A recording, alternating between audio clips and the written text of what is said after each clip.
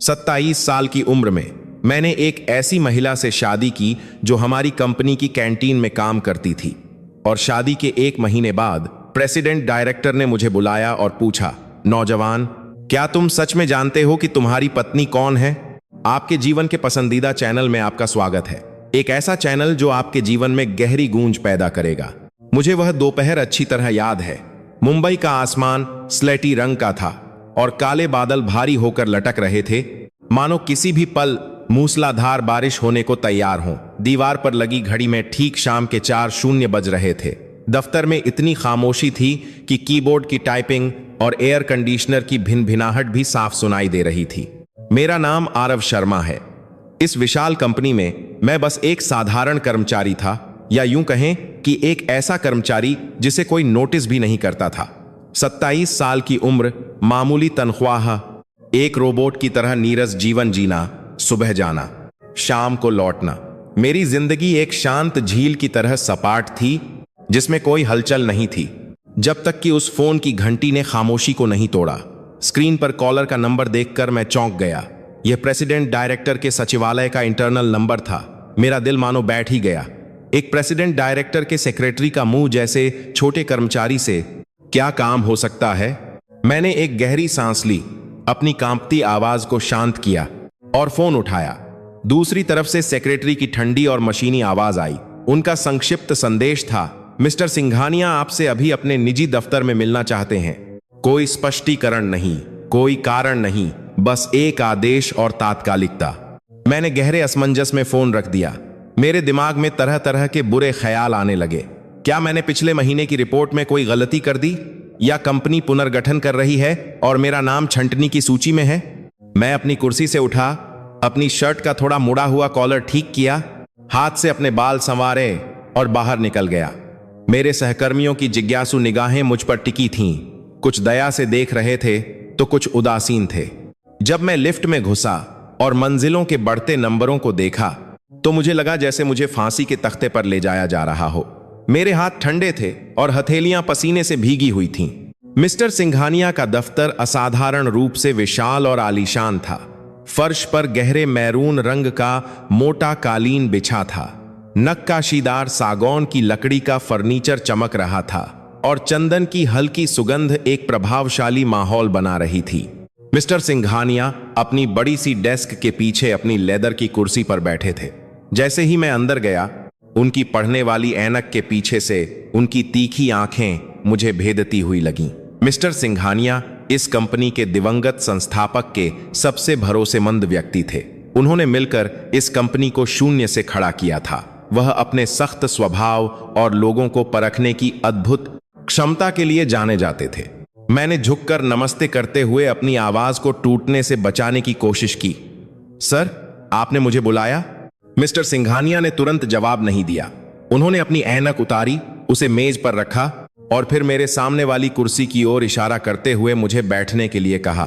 उनकी हरकतें धीमी और शांत थीं, लेकिन उनमें एक अदृश्य दबाव था जो मुझे और भी घबरा रहा था। मैं सावधानी से कुर्सी के किनारे पर बैठ गया। मैंने अपने दोनों हाथ घुटनों पर बड़े सलीके से रखे। मेरी पीठ सीधी थी, जैसे कोई छात्र अपने शिक्षक द्वारा डांट खाने के लिए बुलाया गया हो। मिस्टर सिंघानिया उठे और कमरे के कोने में रखी चाय की अलमारी की ओर बढ़े। उन्होंने खुद गर्म चाय कप में डाली, जिससे चमेली की सुगंध फैल गई और एयर कंडीशनर की ठंडी हवा थोड़ी गर्म हो गई। उन्होंने एक कप चाय मेरे सामने रखी और फिर एक अपने लिए डाली। मैं उनके इस काम से बहुत हैरान था। एक प्रेसिडेंट डायरेक्टर एक छोटे कर्मचारी के लिए चाय डाल रहा था। पियो इसे, यह असम की प्रीमियम चमेली की चाय है, तुम्हारा पेट थोड़ा गर्म हो जाएगा। उनकी आवाज धीमी और गर्म थी, जो उनकी प्रभावशाली छवि से बिल्कुल अलग थी। मैंने चाय का कप उठाया। पतले चीनी मिट्टी के कप से आती गर्मी ने मेरे कांपते हाथों को थोड़ी राहत दी। एक घूंट चाय जीभ पर थोड़ी कड़वी लगी, लेकिन गले में एक मीठा स्वाद छोड़ गई। आरव, तुम यहां कितने समय से काम कर रहे हो? मिस्टर सिंघानिया ने अचानक पूछा।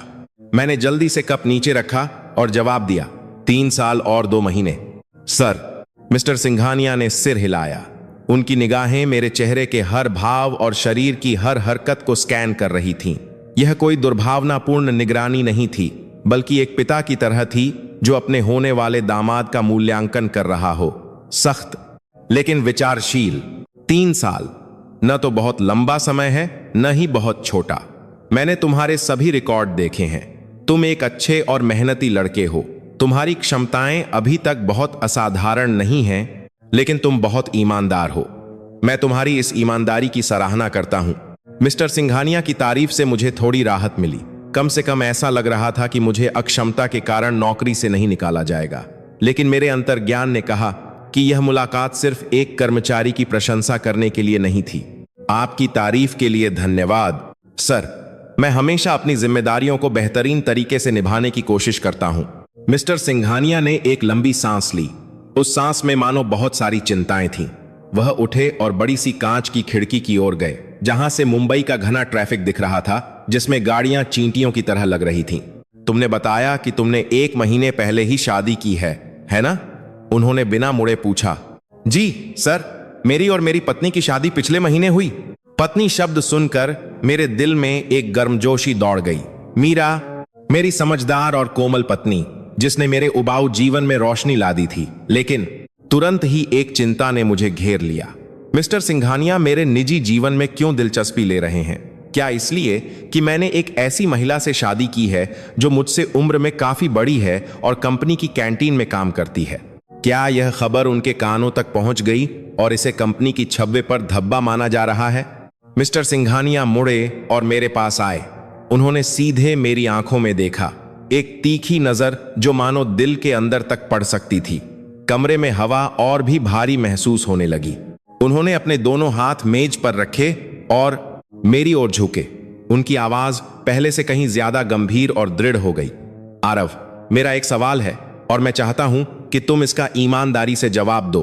क्या तुम सच में जानते हो कि तुम्हारी पत्नी कौन है? मिस्टर सिंघानिया का सवाल तपती गर्मी में बर्फीले पानी की बौछार जैसा था। मैं हैरान रह गया, समझ नहीं पाया कि उनका क्या मतलब है। मेरी पत्नी कौन है? वह मीरा देवी है, जिस महिला से मैं दुनिया में सबसे ज्यादा प्यार करता हूं। वह समझदार पत्नी जो हर रात मेरे लिए गर्म खाना बनाती है। क्या उसकी कोई और पहचान हो सकती है जिसके बारे में मैं नहीं जानता? अपने असमंजस को व्यक्त करने के लिए शब्द ढूंढते हुए मैं हकलाया। माफ कीजिए सर, मैं आपका मतलब नहीं समझा। मेरी पत्नी मीरा है।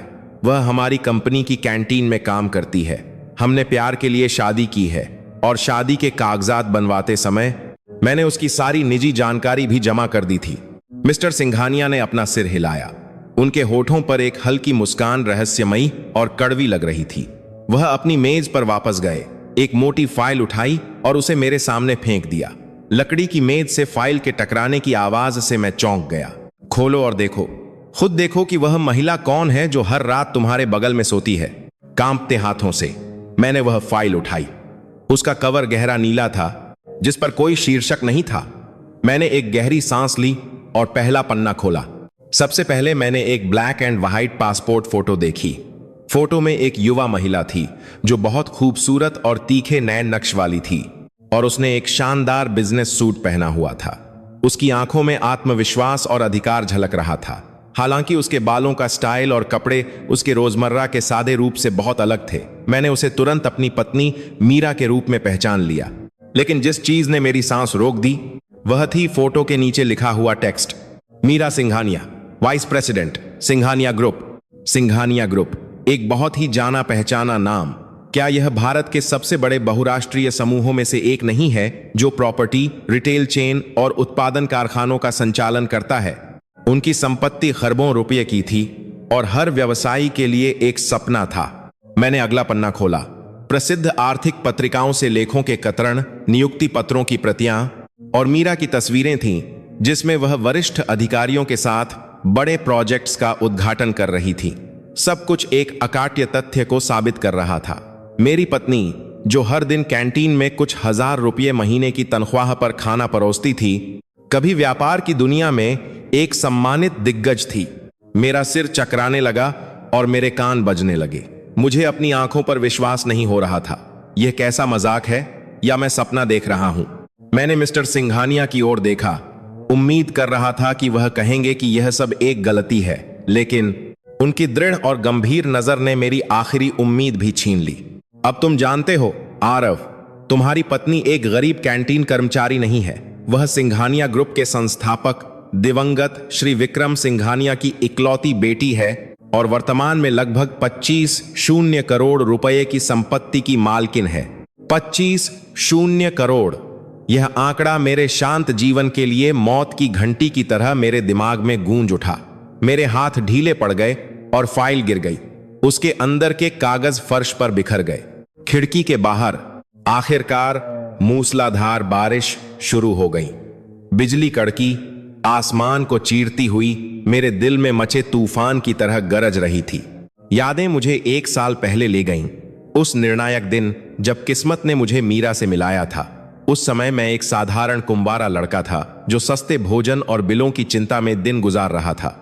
लंच के समय कंपनी की कैंटीन हमेशा एक युद्ध के मैदान की तरह होती थी। प्लेटों के टकराने, लोगों की हंसी मजाक और बातचीत की आवाजें, पंखों की भिन-भिनाहट जो मुंबई की गर्मी को दूर भगाने की कोशिश कर रही थी। खाने, पसीने और सस्ते फर्श क्लीनर की गंध मिलकर कैंटीन की एक खास महक बनाती थी। स्टेनलेस स्टील की थाली पकड़े मैं अपने भूखे पेट को दबाए लंबी कतार में धैर्यपूर्वक इंतजार कर रहा था। उस दिन का मेनू राजमा चावल था, मेरा पसंदीदा, लेकिन सामने बड़े बर्तन को देखकर उसमें बस कुछ राजमा और चिपचिपे चावल बचे थे। थके और उदास चेहरों वाले कैंटीन कर्मचारी यंत्रवत खाना परोस रहे थे। वे ग्राहकों के चेहरे देखे बिना चम्मच को थाली पर पटक रहे थे। जब मेरी बारी आई तो काउंटर के पीछे एक नया चेहरा था। एक अधेड़ उम्र की महिला, शायद 40 के आसपास की, दुबले पतले शरीर वाली। उसने एक साफ सुथरी रसोई की वर्दी और सिर पर दुपट्टा पहना हुआ था। यह पहली बार था जब मैं मीरा से मिला था। उसने अपना सिर उठाया और मुझे देखा। उसकी आंखें साफ और चमकदार थीं, आंखों के कोनों में हल्की झुर्रियां थीं जो समय के निशान बता रही थीं, लेकिन अजीब तरह से उनमें एक बहुत ही दोस्ताना आभा थी। वह मुस्कुराई, एक कोमल मुस्कान जो कैंटीन की गर्मी के बीच ठंडी हवा के झोंके की तरह महसूस हुई। बेटा, राजमा चावल है ना? उसने नरम और दोस्ताना आवाज में पूछा। जी आंटी, ग्रेवी थोड़ी कम, धन्यवाद, मैंने बिना ज्यादा उम्मीद किए सहज रूप से जवाब दिया। लेकिन उसने दूसरों की तरह जल्दबाजी नहीं की। चम्मच से उसने बर्तन के तले को ध्यान से खुरचा और भरपूर राजमा निकाला। मैं यह देखकर हैरान रह गया कि मेरी कटोरी अब बड़े राजमा, ताजे चावल और सलाद से भर गई थी। उसने कटोरी को सावधानी से मेरी थाली पर रखा। उस पल उसका हाथ मेरे हाथ से थोड़ा सा छू गया। उसके हाथ खुरदरे और कठोर थे, लेकिन बहुत गर्म थे। अच्छे से खाना बेटा, काम करने की हिम्मत मिलेगी, अभी जवान हो, इतने दुबले क्यों हो? उसने सच्ची चिंता भरी नजरों से कहा। यह सिर्फ एक औपचारिकता नहीं थी। एक पल के लिए मैं अवाक रह गया। कितने समय से किसी ने परवाह नहीं की थी कि मैं ठीक से खाता हूं या नहीं। मेरे माता पिता गांव में बहुत दूर रहते थे और मैं इस अजनबी शहर में अकेला संघर्ष कर रहा था। खाना सिर्फ पेट भरने का एक साधन था। स्वादिष्ट भोजन का आनंद लेना या किसी से ध्यान पाना एक ऐसी चीज थी जिसका मैंने कभी सपना नहीं देखा था। उस अजनबी महिला की साधारण सी चिंता ने मेरी आंखों में नमी ला दी। जी आंटी, बहुत बहुत धन्यवाद, मैंने धीमी आवाज में जवाब दिया। थाली लेकर अपनी मेज पर जाते समय मेरा दिल अभी भी गर्मजोशी से भरा हुआ था। मैं एक कोने में बैठ गया और खाते हुए मैंने काउंटर की ओर देखा। वह अभी भी वहां धैर्यपूर्वक लोगों को खाना परोस रही थी। लंबी कतार और कुछ चिड़चिड़े सहकर्मियों की शिकायतों के बावजूद वह हमेशा मुस्कुराती रही और असाधारण धैर्य के साथ सेवा करती रही। मैंने देखा कि जब सब लोग खाना खा चुके तो वह काउंटर साफ कर रही थी। उसने कभी भी काम को लापरवाही से नहीं किया। उसने तेल के हर दाग को ध्यान से साफ किया, मसालों के डिब्बे और चम्मच रखने की जगह को बड़े करीने से व्यवस्थित किया। उसके काम करने का तरीका सटीकता, गंभीरता और कुछ ऐसा दिखाता था जो मैंने पहले किसी दूसरे कर्मचारी में नहीं देखा था। यह उसके काम के प्रति एक गर्व जैसा था। यह रवैया कि चाहे काम कितना भी छोटा क्यों ना हो, उसे पूरी लगन और दिल से किया जाना चाहिए।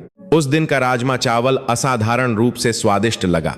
मसाले की तीखी खुशबू, राजमा का स्वाद और गाढ़ी ग्रेवी ने मेरी सभी इंद्रियों को जगा दिया। लेकिन शायद सबसे खास मसाला था मीरा जी की मुस्कान और गर्मजोशी भरी नजर। उस शाम जब छुट्टी का समय हुआ, अचानक तेज बारिश होने लगी। लोग जल्दी जल्दी रेनकोट पहनकर दफ्तर से निकलने लगे। मैं लॉबी में बारिश रुकने का इंतजार कर रहा था। तभी मैंने मीरा जी को पार्किंग में अपनी पुरानी साइकिल के साथ संघर्ष करते देखा। उसकी चेन उतर गई थी। अपने कपड़ों के गंदे होने की परवाह किए बिना वह झुकी हुई थी और उस काली तेल लगी चेन को अपने नंगे हाथों से वापस लगाने की कोशिश कर रही थी। बिना किसी हिचकिचाहट के मैं बारिश में दौड़ पड़ा। मीरा जी, मैं मदद कर देता हूं। उसने अपना सिर उठाया, उस नौजवान को पहचान लिया जिससे वह दोपहर में मिली थी और एक दोस्ताना मुस्कान के साथ बोली जिसमें थोड़ी शर्मिंदगी भी थी। अरे बेटा, माफ करना परेशान करने के लिए। यह साइकिल पुरानी हो गई है, अक्सर खराब हो जाती है। सावधान रहना, तुम्हारी सफेद शर्ट पर तेल लग जाएगा। मैंने कहा कोई बात नहीं और फिर झुककर उसकी साइकिल ठीक करने लगा। ज्यादा समय नहीं लगा। मैं उठा, अपनी जेब से टिश्यू निकालकर अपने हाथ साफ किए और एक उसे भी दिया। हो गया जी, ये लीजिए, अपने हाथ साफ कर लीजिए। बहुत बहुत धन्यवाद बेटा। तुम्हारा नाम क्या है? उसने कृतज्ञता से भरकर मुझे देखते हुए पूछा। आरव शर्मा जी। मैं प्लानिंग डिवीजन 5वीं मंजिल पर हूं। उसने सिर हिलाया जैसे वह उस नाम को याद करने की कोशिश कर रही हो। मैं मीरा हूं। तुमसे मिलकर अच्छा लगा। आरव बेटा, बारिश तेज है, जल्दी अंदर जाओ वरना बीमार पड़ जाओगे। उसकी दूर जाती पीठ को देखते हुए, जो बारिश में अपनी पुरानी साइकिल को लड़खड़ाते हुए चला रही थी, मुझे एक ऐसी भावना ने घेर लिया जिसे मैं समझा नहीं सकता था। दया, जिज्ञासा और थोड़ी सी धड़कन। इतनी अच्छी और गर्मजोशी से भरी महिला को इस उम्र में इतनी मेहनत क्यों करनी पड़ रही है? उसकी उदास आंखों के पीछे जरूर कोई लंबी कहानी छिपी होगी। उस दिन के राजमा चावल और मुंबई की उस तेज बारिश ने एक ऐसे प्यार का बीज बो दिया था जिसकी मैंने कभी कल्पना भी नहीं की थी। एक ऐसा प्यार का बीज जो मेरी पूरी जिंदगी बदलने वाला था। मीरा जी की साइकिल ठीक करने में मदद करने के बाद उस रात मैं जानबूझकर दफ्तर में थोड़ी देर और रुका। काम ज्यादा होने की वजह से नहीं, बल्कि इसलिए कि मैं उनके घर जाने का इंतजार करना चाहता था। शुरुआत में हम बस एक दूसरे को नमस्ते करते थे। धीरे धीरे मैंने हिम्मत करके उन्हें चाय पीने के लिए आमंत्रित किया। किसी फैंसी कैफे या महंगे फ्रेंचाइजी आउटलेट में नहीं, जिसे युवा पसंद करते हैं। हमारी डेटिंग की जगह दफ्तर के पास सड़क के कोने पर एक साधारण चाय की दुकान थी। एक पुराने जोगी मेरे पास हायल को मेरे पास जला करे। घने पेड़ की छाया में प्लास्टिक की घिसी पिटी कुर्सियां और मेज, गाड़ियों का शोर और सड़क की धूल, यह सब हमारी कहानी की पृष्ठभूमि बन गया। मैंने एक कड़क चाय मंगाई, जबकि उन्होंने एक मीठी गर्म चाय। वहां बैठकर आते जाते लोगों को देखते हुए हमने एक दूसरे को अपने जीवन के बारे में बताना शुरू किया। मैंने अपने गांव के साधारण परिवार के बारे में, आजीविका कमाने की कठिनाइयों के बारे में और इस शहर में टिके रहने के अपने सपनों के बारे में बताया। वह मेरी कहानियां ध्यान से सुनती थीं, कभी कभी सहानुभूति में सिर हिलाती थीं और कभी कभी कोमल लेकिन गहरे प्रोत्साहन के शब्द कहती थीं। उन्होंने कभी भी अपनी स्थिति के बारे में शिकायत नहीं की। उन्होंने सिर्फ इतना कहा कि वह अकेली रहती हैं और उनके कोई बच्चे नहीं हैं। उनका जीवन कठिन लेकिन शांत था। लेकिन जो चीज मुझे सबसे ज्यादा हैरान करती थी, वह उनकी अच्छाई नहीं, बल्कि उनकी सादगी के पीछे छिपी बुद्धिमत्ता थी। एक बार मैंने शिकायत की कि सब्जियों के दाम बढ़ गए हैं, जिससे ढाबे पर खाने का दाम भी बढ़ गया है और मेरी पहले से ही कम तनख्वाह और भी कम महसूस हो रही है। मैंने बस बाजार के व्यापारियों के लालच को दोष दिया। मीरा जी हल्के से मुस्कुराईं, अपनी चाय की चुस्की लीं और फिर शांति से कहा, जरूरी नहीं कि यह सिर्फ व्यापारियों की गलती हो आरव बेटा। कुछ समय पहले कुछ इलाकों में फसल खराब हो गई थी, इसीलिए सब्जियों की आपूर्ति बहुत कम हो गई। इसके अलावा उर्वरकों की लागत आयातित रसायनों की कीमतों से प्रभावित होती है और एक व्यापारिक विवाद के कारण अंतर्राष्ट्रीय रासायनिक कीमतें बढ़ रही हैं। आपूर्ति श्रृंखला बाधित हो गई है, लॉजिस्टिक्स की लागत भी बढ़ गई है। यह सब बिक्री मूल्य में परिलक्षित होता है। खुदरा विक्रेता तो श्रृंखला के अंत में हैं, वे भी बोझ उठाते हैं। मैं खुले मुंह से उन्हें देखता रहा, इसलिए नहीं कि आपूर्ति श्रृंखला या लॉजिस्टिक्स लागत जैसे शब्द मेरे लिए एक प्लानिंग स्टाफ के रूप में अजीब थे, बल्कि इसलिए कि ये शब्द एक कैंटीन की महिला के मुंह से निकले थे। वही कोर्टी एक महिला के मुंह से निकले थे। धारा प्रवाह तार्किक और स्पष्ट रूप से बिना किसी लाग लपेट के बात कर रही थीं। यह किसी गृहिणी की शिकायत नहीं थी, बल्कि एक बाजार विश्लेषक की सोच थी। आप बाजार के बारे में इतना गहराई से कैसे जानती हैं? मैंने हकलाते हुए पूछा, अपनी प्रशंसा छिपा नहीं सका। मीरा जी थोड़ी हैरान दिखीं।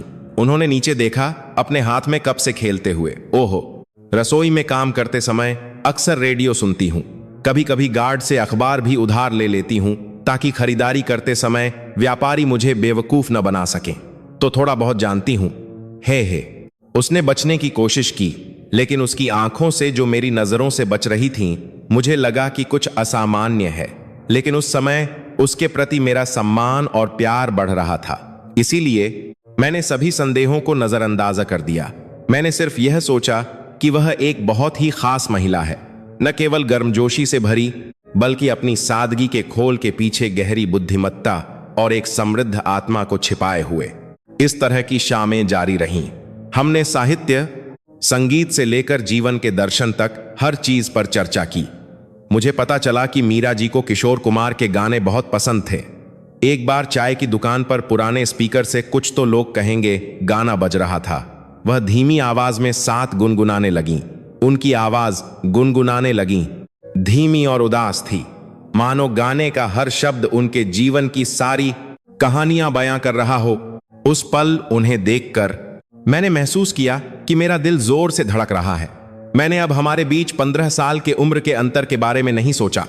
यह तथ्य कि वह एक कैंटीन कर्मचारी थीं और मैं एक दफ्तर का स्टाफ, अब कोई मायने नहीं रखता था। मेरे सामने बस एक अकेली महिला थी जिसे ध्यान की जरूरत थी, और इस बड़े शहर में एकमात्र व्यक्ति जो मेरी आत्मा को समझता और सहानुभूति रखता था। आरव बेटा, क्या मैं ईमानदारी से कुछ पूछ सकती हूं? उन्होंने अचानक गंभीर आवाज में कहा। तुम अभी जवान हो, पढ़े लिखे हो, और तुम्हारा भविष्य उज्जवल है। तुम मुझ जैसी एक बूढ़ी विधवा के साथ बैठकर बातें क्यों करना चाहते हो? अगर तुम्हारे दोस्त तुम्हें देखेंगे तो वे तुम्हारा मजाक उड़ा सकते हैं। क्या तुम्हें डर नहीं लगता? मैंने सीधे उनकी आंखों में देखा और दृढ़ता से कहा, मुझे परवाह नहीं है कि लोग क्या कहते हैं मीरा जी। मैं बस आपके साथ सहज और खुद जैसा महसूस करता हूं। मजाक उड़ाना उनका काम है, खुशी मेरी है। मेरे लिए आप एक बूढ़ी विधवा नहीं हैं, आप सबसे शानदार महिला हैं जिनसे मैं कभी मिला हूं। मीरा जी ने मुझे देखा, उनकी आंखें भर आईं। उन्होंने जल्दी से अपना चेहरा फेर लिया, लगभग गिरने वाले आंसू पोंछे। मुझे पता था कि उनके दिल की रक्षा की दीवार धीरे धीरे ढह रही थी, और मुझे यह भी पता था कि मैं इस महिला से प्यार करने लगा था। जिस तरह से हवा चलने पर वह अपने बाल हटाती थीं, जिस तरह से वह अर्थव्यवस्था का विश्लेषण करते समय शांत स्वर में बात करती थीं, यहां तक कि कड़ी मेहनत से कठोर हुए उनके हाथ भी, मुझे सब कुछ पसंद था। हमारा प्यार सादगी से पनपा। एक शोर भरे शहर के बीच एक गंदी सी चाय की दुकान पर एक कप मीठी चाय के साथ। उस साल मुंबई में मानसून बहुत लंबा महसूस हुआ। अप्रत्याशित भारी बारिश अक्सर आती जाती रहती थी, जिससे हवा नम और ठंडी हो जाती थी। उस दिन मीरा जी की साइकिल फिर से खराब हो गई और उसे मरम्मत के लिए देना पड़ा। इसलिए दफ्तर से छूटने के बाद मैंने उन्हें घर छोड़ने की पहल की। मीरा जी का घर थाने के एक इलाके में एक संकरी घुमावदार गली में था, जहां कम आय वाले कई कर्मचारी रहते थे। छत पर उनका कमरा सिर्फ एक छोटा सा कमरा था, जिसका आकार लगभग 15 वर्ग मीटर था। छत की ओर जाने वाली सीढ़ियां संकरी और अंधेरी थीं, जिसमें फफूंद की नम गंध नाक में चुभ रही थी। कमरे के दरवाजे के सामने मीरा जी ने मुझे चाय के लिए अंदर बुलाने से पहले एक पल के लिए संकोच किया। कमरा छोटा लेकिन बहुत साफ सुथरा था। कोने में बस एक फोल्डिंग बिस्तर था, एक छोटी सी मेज जो खाने की मेज और चाय की मेज दोनों का काम करती थी, और एक पुरानी किताबों की अलमारी जो पीली पड़ चुकी किताबों से भरी थी। मैंने उस अलमारी पर किताबों के शीर्षक देखे। मैक्रो इकोनॉमिक्स के मूल सिद्धांत, मानव संसाधन प्रबंधन, लोगों को प्रभावित करने की कला, और क्लासिक साहित्यिक उपन्यासों के अनुवाद। एक बार फिर उनके रहने के माहौल और उनकी किताबों के संग्रह के बीच का अंतर मुझे हैरान कर गया, लेकिन मैंने पूछने की हिम्मत नहीं की। बैठो आरव बेटा, मैं गर्म नींबू की चाय बनाती हूं। बारिश में भीगने के बाद आसानी से सर्दी लग जाती है। उन्होंने पानी उबालने में व्यस्त रहते हुए कहा। उनकी पतली पीठ को देखकर मेरे दिल में असीम दया का भाव उमड़ आया। साथ ही उन्हें बचाने की एक प्रबल इच्छा भी। मैं नहीं चाहता था कि वह अब इस छोटे से कमरे में अकेली रहें। मैं चाहता था कि मैं हर बार काम से घर लौटने पर उन्हें देख सकूं, उनका बनाया खाना खा सकूं और जीवन के सुख दुख उनके साथ बांट सकूं। मैं उठा और उनके पास गया। जब वह नींबू की चाय लेकर मुड़ी तो मैं ठीक उनके सामने खड़ा था, उनका रास्ता रोक रहा था। मीरा जी, मैंने कांपती आवाज में पुकारा। वह चौंक गईं और लगभग कब गिरा ही देती। क्या हुआ आरव बेटा, कुछ चाहिए? मैंने पिछले कुछ महीनों में जमा की गई सारी हिम्मत जुटाई और एक गहरी सांस ली। मैंने उनकी गोल गोल हैरान आंखों में देखा। मीरा जी, मैं कुछ कहना चाहता हूं। मीरा जी ने मेरी नजरों से कुछ भांप लिया। वह एक कदम पीछे हटी, कप को मेज पर रखा और मेज का किनारा कसकर पकड़ लिया, जैसे खुद को शांत करने की कोशिश कर रही हों। कहो आरव बेटा, मैं सुनूंगी। शायद जो मैं कहने जा रहा हूं वह अचानक लगे और शायद आप मुझे बचकाना समझें, लेकिन मैं इसके बारे में बहुत समय से सोच रहा हूं। मैं अब बच्चा नहीं हूं। मैं निश्चित रूप से जानता हूं कि मैं क्या महसूस करता हूं। मैं और पास गया और उनके ठंडे कांपते हाथों को पकड़ लिया। मैं आपसे प्यार करता हूं मीरा जी। जिस दिन हम पहली बार मिले थे उस दिन के राजमा चावल से लेकर हमने साथ में जो मीठी चाय पी, जो भी कहानियां आपने सुनाई, मुझे सब कुछ पसंद है। उम्र का अंतर, अतीत या आपकी वर्तमान परिस्थितियां, मुझे किसी चीज की परवाह नहीं है। मैं बस आपके साथ रहना चाहता हूं और जीवन भर आपकी देखभाल करना चाहता हूं। क्या आप मेरी जीवन संगिनी बनेंगी? उस छोटे से कमरे में समय मानो थम सा गया था। केवल टिन की छत पर बारिश की दस्तक और मेरे दिल की तेज धड़कन सुनाई दे रही थी। मीरा जी ने मुझे देखा। उनका भाव हैरानी से दर्द में बदल गया। उन्होंने अपना हाथ छुड़ाने की कोशिश की, लेकिन मैंने उसे कसकर पकड़ लिया। आरव बेटा, तुम पागल हो गए हो? क्या तुम्हें पता है कि तुम क्या कह रहे हो? मैं तुमसे 15 साल बड़ी हूं। मैं एक गरीब विधवा हूं जिसके पास कुछ भी नहीं है। तुम अभी जवान हो, पढ़े लिखे हो और तुम्हारा भविष्य उज्जवल है। तुम्हारे माता पिता क्या कहेंगे? बाहर के लोग क्या कहेंगे? हमारी दुनिया अलग है। किसी भी दुनिया की मुझे परवाह नहीं है। मैं दृढ़ता से चिल्लाया। मेरी दुनिया आप हैं। उम्र सिर्फ एक संख्या है। मैं आपकी आत्मा से प्यार करता हूं। मैं आपसे एक व्यक्ति के रूप में प्यार करता हूं। मुझे एक युवा और सुंदर लेकिन बिगड़ैल और स्वार्थी महिला नहीं चाहिए। मुझे आप जैसा कोई चाहिए जो मुझे समझे, जो मेरी परवाह करे। कृपया मुझे मना मत कीजिए। हमें एक मौका दीजिए। मीरा जी रोने लगीं। आंसू उनके पतले गालों पर बहने लगे। उन्होंने अब विरोध नहीं किया। उन्होंने अपने हाथ मेरी पकड़ में रहने दिए। उनके कंधे सिसकियों से कांप रहे थे। आरव बेटा, तुम बहुत भोले हो। मैं तुम्हारे लायक नहीं हूं। मेरा अतीत बहुत जटिल है।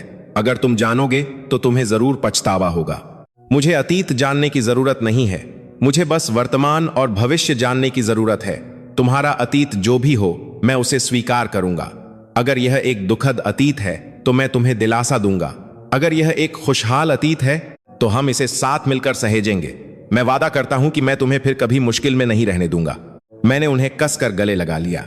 मीरा जी मेरी बाहों में फूट फूट कर रोने लगीं। उनकी सिसकियां मानो उन सभी दुखों और पीड़ाओं को बाहर निकाल रही थीं, जिन्हें उन्होंने लंबे समय से दबा रखा था। उन्होंने अपना चेहरा मेरे कंधे पर छिपा लिया। उनके समय शाम और किस तरह की ओडिया में ही हुआ। आंसू मेरी कमीज को भिगो रहे थे। मेरी बाहों में वह बहुत छोटी और नाजुक लग रही थीं। उस रात बारिश बहुत तेज हुई, लेकिन उस छोटे से कमरे के अंदर एक गर्म और मजबूत प्यार की आग जलने लगी। मीरा जी ने तुरंत हां नहीं कहा। उन्होंने कहा कि उन्हें सोचने के लिए समय चाहिए, लेकिन मैं जानता था कि उनका दिल पिघल चुका था और मैं 27 साल का आरव शर्मा अपने प्यार की रक्षा के लिए इस दुनिया में किसी भी तूफान का सामना करने के लिए तैयार था। हालांकि मैं नहीं जानता था कि हमारा इंतजार कर रहा तूफान मेरी कल्पना से हजारों गुना बड़ा था। उस निर्णायक रात के बाद मेरे और मीरा के रिश्ते ने एक नया मोड़ लिया। वह अब मुझसे बचती नहीं थीं, लेकिन उनकी आंखों में अभी भी एक बेचैनी थी। अगले 3 महीने मेरे जीवन के सबसे सुखद और सामान्य दिन थे। हम साथ में खाना बनाते थे, सप्ताहांत में पार्क में टहलते थे और एक ऐसे भविष्य के ताने बाने बुनते थे जो अभी भी धुंधला था। चौथे महीने में प्रवेश करते ही मैंने मीरा को प्रपोज करने का फैसला किया। शायद कुछ लोग कहें कि यह बहुत जल्दबाजी थी, लेकिन मेरे लिए समय भावनाओं की गहराई का पैमाना नहीं था। मैं पूरी तरह से उनकी जिम्मेदारी लेना चाहता था और मैं चाहता था कि हर सुबह आंखें खोलने पर उनका चेहरा सबसे पहले देखूं। मेरे पास हीरे की अंगूठी खरीदने या कोई शानदार आयोजन करने के लिए पैसे नहीं थे। मीरा के जन्मदिन पर मैंने एक छोटा सा सरप्राइज तैयार किया।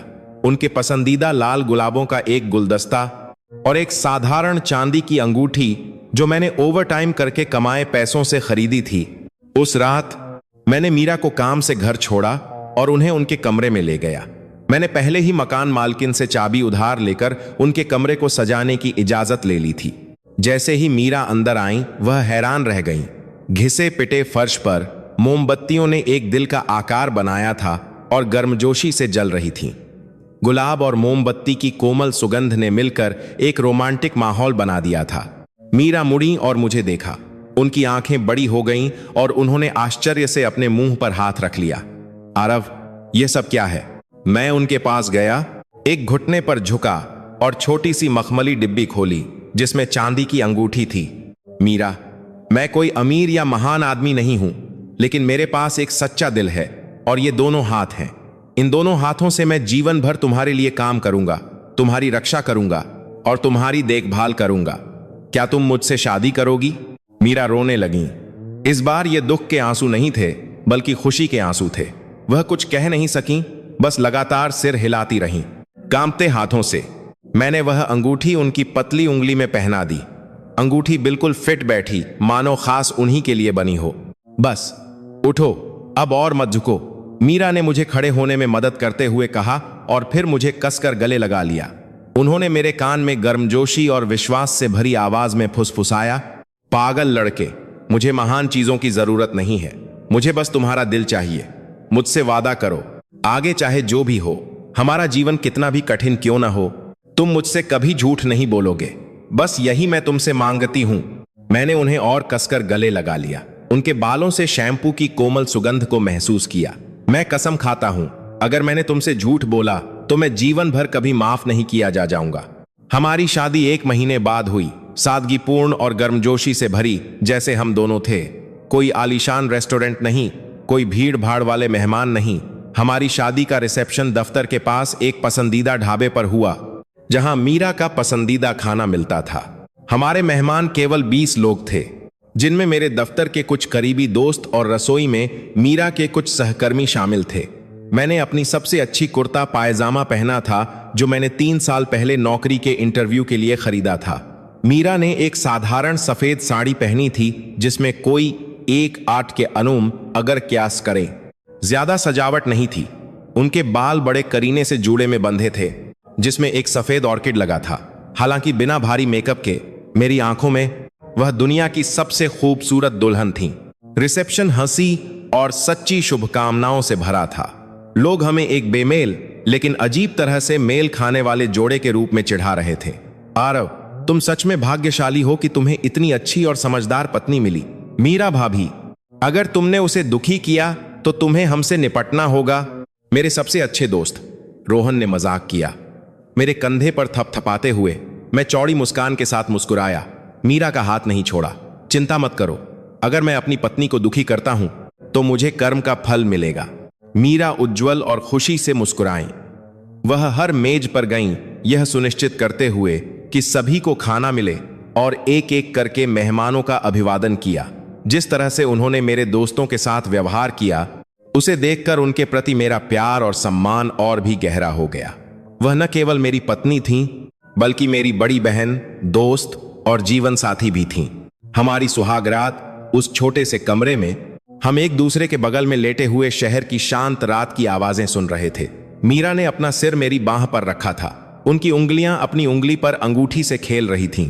आरव, अब हम सच में पति पत्नी बन गए हैं। मुझे पता है कि तुम अभी जवान हो और तुम्हारे बहुत सारे सपने हैं। मैं एक मजबूत सहारा बनना चाहती हूं ताकि तुम अपने काम पर ध्यान केंद्रित कर सको। मैं शायद पैसों से तुम्हारी ज्यादा मदद न कर सकूं। तुम्हारे सपने पर इकलाम पर भारत में आपका आग पर बात कर है, अब भारत में अरा जोर समझ जाए। लेकिन मैं हर दिन स्वादिष्ट भोजन के साथ तुम्हारा इंतजार करूंगी। मैंने धीरे से उनके माथे पर चूमा। तुम्हारा मेरे साथ होना ही मेरी सबसे बड़ी ताकत है। अगर हम साथ मिलकर कोशिश करेंगे तो हमारा जीवन जरूर बेहतर होगा। मुझे इस पर विश्वास है। और मुझे सच में विश्वास था। मुझे प्यार की ताकत पर एक दिल से मिलकर संघर्ष करने वाले पति पत्नी की ताकत पर विश्वास था। मैंने कभी नहीं सोचा था कि यह साधारण खुशी और वफादारी की कस्में जल्द ही एक भयानक तूफान का सामना करेंगी, एक महान सच्चाई जो मेरे सभी विश्वासों को हिला देगी। मिस्टर सिंघानिया के दफ्तर में वापस। बाहर अभी भी गरज हो रही थी, लेकिन मेरे कान बहरे से हो गए थे। केवल मेरे दिल की दर्दनाक धड़कन सुनाई दे रही थी। मैं कमरे के बीच में भौंचक्का खड़ा था। मेरे हाथ पैर कमजोर पड़ गए थे। मेरी नजर फर्श पर बिखरे कागजों पर टिकी थी। एक शानदार सूट में मीरा की छवि एक तीखी और प्रभावशाली मुस्कान के साथ मेरे दिमाग में घूम रही थी। यह कैसे हो सकता है कि वह मिलनसार महिला जो हर दिन रसोई में पसीना बहाती थी, जिसके हाथ बर्तन धो धोकर कठोर हो गए थे, वह खरबों की संपत्ति वाले एक समूह की वाइस प्रेसिडेंट हो सकती है? यह अंतर बहुत बड़ा और अवास्तविक था। मेरे दिमाग ने इस सच्चाई को स्वीकार करने से इनकार कर दिया। मिस्टर सिंघानिया पास आए, बिखरे हुए कागजों को उठाया, उन्हें ठीक किया और वापस मेज पर रख दिया। उन्होंने मुझे दया और दृढ़ता के मिले जुले भाव से देखा। बैठो आरव, मुझे पता है कि इस पर विश्वास करना मुश्किल है, लेकिन यही हकीकत है, यही वह सच्चाई है जिसे तुम्हारी पत्नी मीरा सिंघानिया ने छिपाया है। मैं एक लाश की तरह कुर्सी पर बैठ गया। मिस्टर सिंघानिया को देखते हुए मैंने कर्कश आवाज में पूछा, कृपया समझाइए सर, क्यों? उसने मुझसे झूठ क्यों बोला? उसके जैसी महिला को कैंटीन में काम करने की क्या जरूरत है? क्या मैं सपना देख रहा हूं? मिस्टर सिंघानिया ने सिर हिलाया, एक सांस ली और फिर धीमी और उदास आवाज में कहानी सुनाना शुरू किया, जैसे कोई पुरानी त्रासदी याद कर रहे हों। यह कोई सपना नहीं है। 5 साल पहले मीरा पूरे सिंघानिया ग्रुप का गौरव थी, बुद्धिमान, दृढ़ और एक शानदार रणनीतिक दृष्टि वाली। लोग उसे बिजनेस की दुर्गा कहते थे। उसके नेतृत्व में सिंघानिया ग्रुप ने तेजी से विकास किया और कई प्रतिस्पर्धियों का अधिग्रहण किया। हर कोई मानता था कि वह अपने पिता दिवंगत श्री विक्रम सिंघानिया के व्यापारिक साम्राज्य की सबसे योग्य उत्तराधिकारी है। मैंने अपना गला साफ किया। मेरा गला सूख गया था। बिजनेस की दुर्गा, मेरी पत्नी जो हर रात लाड प्यार से अपने सफेद बाल निकालने के लिए कहती थी, जो टीवी सीरियल देखकर रो पड़ती थी। तो फिर क्यों? यह सब कैसे हो गया? मैंने कांपती आवाज में पूछा। मिस्टर सिंघानिया ने मेरे कप में और चाय डाली और उसे धीरे से मेरी ओर धकेला। यह एक लंबी और दर्दनाक कहानी है। यह त्रासदी उसकी पहली शादी से शुरू हुई। मीरा का पूर्व पति अजय मेहरा उस समय ग्रुप का फाइनेंस डायरेक्टर था। वह एक लालची और चालाक आदमी था। उसने मीरा और उसके पिता के भरोसे का फायदा उठाकर कंपनी के फंड का गबन किया और प्रोजेक्ट फंड्स का दुरुपयोग किया, जिससे ग्रुप को सैकड़ों करोड़ का नुकसान हुआ। मैंने अपनी मुट्ठियां भींच लीं। अजय मेहरा, एक अजनबी नाम, लेकिन उस नाम ने मेरे अंदर एक असहनीय गुस्सा जगा दिया। जब मीरा को इस बारे में पता चला तो उसे एक क्रूर विकल्प का सामना करना पड़ा। एक तरफ उसका पति, दूसरी तरफ न्याय और हजारों कर्मचारियों का भविष्य, और उसने न्याय को चुना। मीरा ने खुद सबूत इकट्ठा किए और अजय की शिकायत बोर्ड ऑफ डायरेक्टर्स और पुलिस से की। मैं दंग रह गया। मेरी पत्नी, वह महिला जो इतनी नाजुक दिखती थी, उसने इतना साहसी और साथ ही दर्दनाक काम किया था। अपने ही पति को, जिस आदमी से उसने कभी प्यार किया था, उसे अपने ही हाथों से जेल भिजवा दिया। उस पीड़ा को कौन समझ सकता है? लेकिन त्रासदी यही नहीं रुकी। मिस्टर सिंघानिया की आवाज और धीमी हो गई। मीरा के पिता विक्रम सिंघानिया एक ऐसे व्यक्ति थे जो परिवार की इज्जत को हर चीज से ऊपर रखते थे। उन्होंने माना कि उनकी बेटी के इस काम ने परिवार का राज खोल दिया है और उनकी प्रतिष्ठा को धूमिल कर दिया है। वह आग बबूला हो गए, अपनी बेटी से सारे रिश्ते तोड़ दिए, उसके सभी पद और विरासत के अधिकार छीन लिए और उसे बिना किसी सहारे के घर से निकाल दिया। यह सुनकर मेरा सीना भारी हो गया। मीरा की शांत मुस्कान के पीछे एक इतना उथल पुथल भरा अतीत और इतने गहरे घाव छिपे थे। पति द्वारा धोखा दिया गया, अपने ही पिता द्वारा त्याग दिया गया, एक ही झटके में अपना पूरा करियर और परिवार खो दिया। कोई आश्चर्य नहीं कि उसकी आंखों में हमेशा एक गहरी उदासी रहती थी। वह चली गई, व्यापार की दुनिया से सारे संपर्क तोड़ दिए, अपने अतीत को दफनाना और एक साधारण इंसान की तरह जीना चाहती थी। और किस्मत उसे हमारी कंपनी में एक कैंटीन कर्मचारी के रूप में ले आई, जहां वह तुमसे मिली। मिस्टर सिंघानिया ने मुझे देखा। उनकी आंखों में नरमी आ गई। आरव, तुम एक भाग्यशाली इंसान हो। मीरा ने तुम्हें चुना। इसका मतलब है कि वह तुम पर भरोसा करती है और तुम्हारी शरण में शांति खोजना चाहती है। लेकिन विडंबना यह है कि पेड़ शांत रहना चाहता है, लेकिन हवा नहीं रुकती। मैंने अपना सिर उठाया और सीधे मिस्टर सिंघानिया की ओर देखा। आपका क्या मतलब है, सर? आप मुझे यह सब अब क्यों बता रहे हैं? मिस्टर सिंघानिया उठे और कमरे के कोने में रखी तिजोरी की ओर गए। उन्होंने संयोजन घुमाया और एक सफेद लिफाफा निकाला जिस पर लाल मोम की मुहर लगी थी। उन्होंने वह लिफाफा मेरे सामने रख दिया, क्योंकि सिंघानिया ग्रुप के संस्थापक विक्रम सिंघानिया का 3 दिन पहले निधन हो गया। मैंने नीचे देखा। उनकी मृत्यु की खबर पूरी कंपनी के लिए दुखद थी। मुझे सुनकर दुख हुआ, लेकिन इसका मेरी पत्नी से क्या लेना देना है? मिस्टर सिंघानिया ने मुझे एक सार्थक नजर से देखा। बहुत कुछ, क्योंकि तुम्हारी पत्नी मीरा उनकी इकलौती संतान है। यह खबर सचमुच दिन में बिजली गिरने जैसी थी। मेरे कान बजने लगे। मुझे विश्वास नहीं हो रहा था कि मैंने क्या सुना। मरने से पहले उन्हें पछतावा हुआ। उन्होंने अतीत में अपनी गलती का एहसास किया, इसीलिए उन्होंने एक नई वसीयत लिखी। यह उसकी एक प्रति है। मैंने उस लिफाफे को छूने की हिम्मत नहीं की, बस उसे घूरता रहा। उस वसीयत में विक्रम सिंघानिया ने सिंघानिया ग्रुप में अपने पूरे 60% शेयर अपनी इकलौती बेटी मीरा सिंघानिया को दे दिए हैं। इसका मौजूदा मूल्य लगभग 25 करोड़ रुपए है, लेकिन एक शर्त है। क्या शर्त, सर? मैंने पूछा। मुझे लगा कि मेरा दिल फट जाएगा। मिस्टर सिंघानिया ने मेरी आंखों में गहराई से देखा और फिर एक एक शब्द पर जोर देते हुए कहा, शर्त यह है कि मीरा को तुरंत प्रेसिडेंट डायरेक्टर का पद संभालने के लिए वापस आना होगा, ताकि वह नेतृत्व की कमी के कारण संकट में चल रहे ग्रुप का नेतृत्व कर सके, और उसका वर्तमान पति यानी तुम, आरव शर्मा, को बोर्ड ऑफ डायरेक्टर्स का सदस्य और प्रेसिडेंट डायरेक्टर का विशेष सलाहकार बनना होगा, ताकि तुम आधिकारिक तौर पर इस बोझ को उसके साथ उठा सको।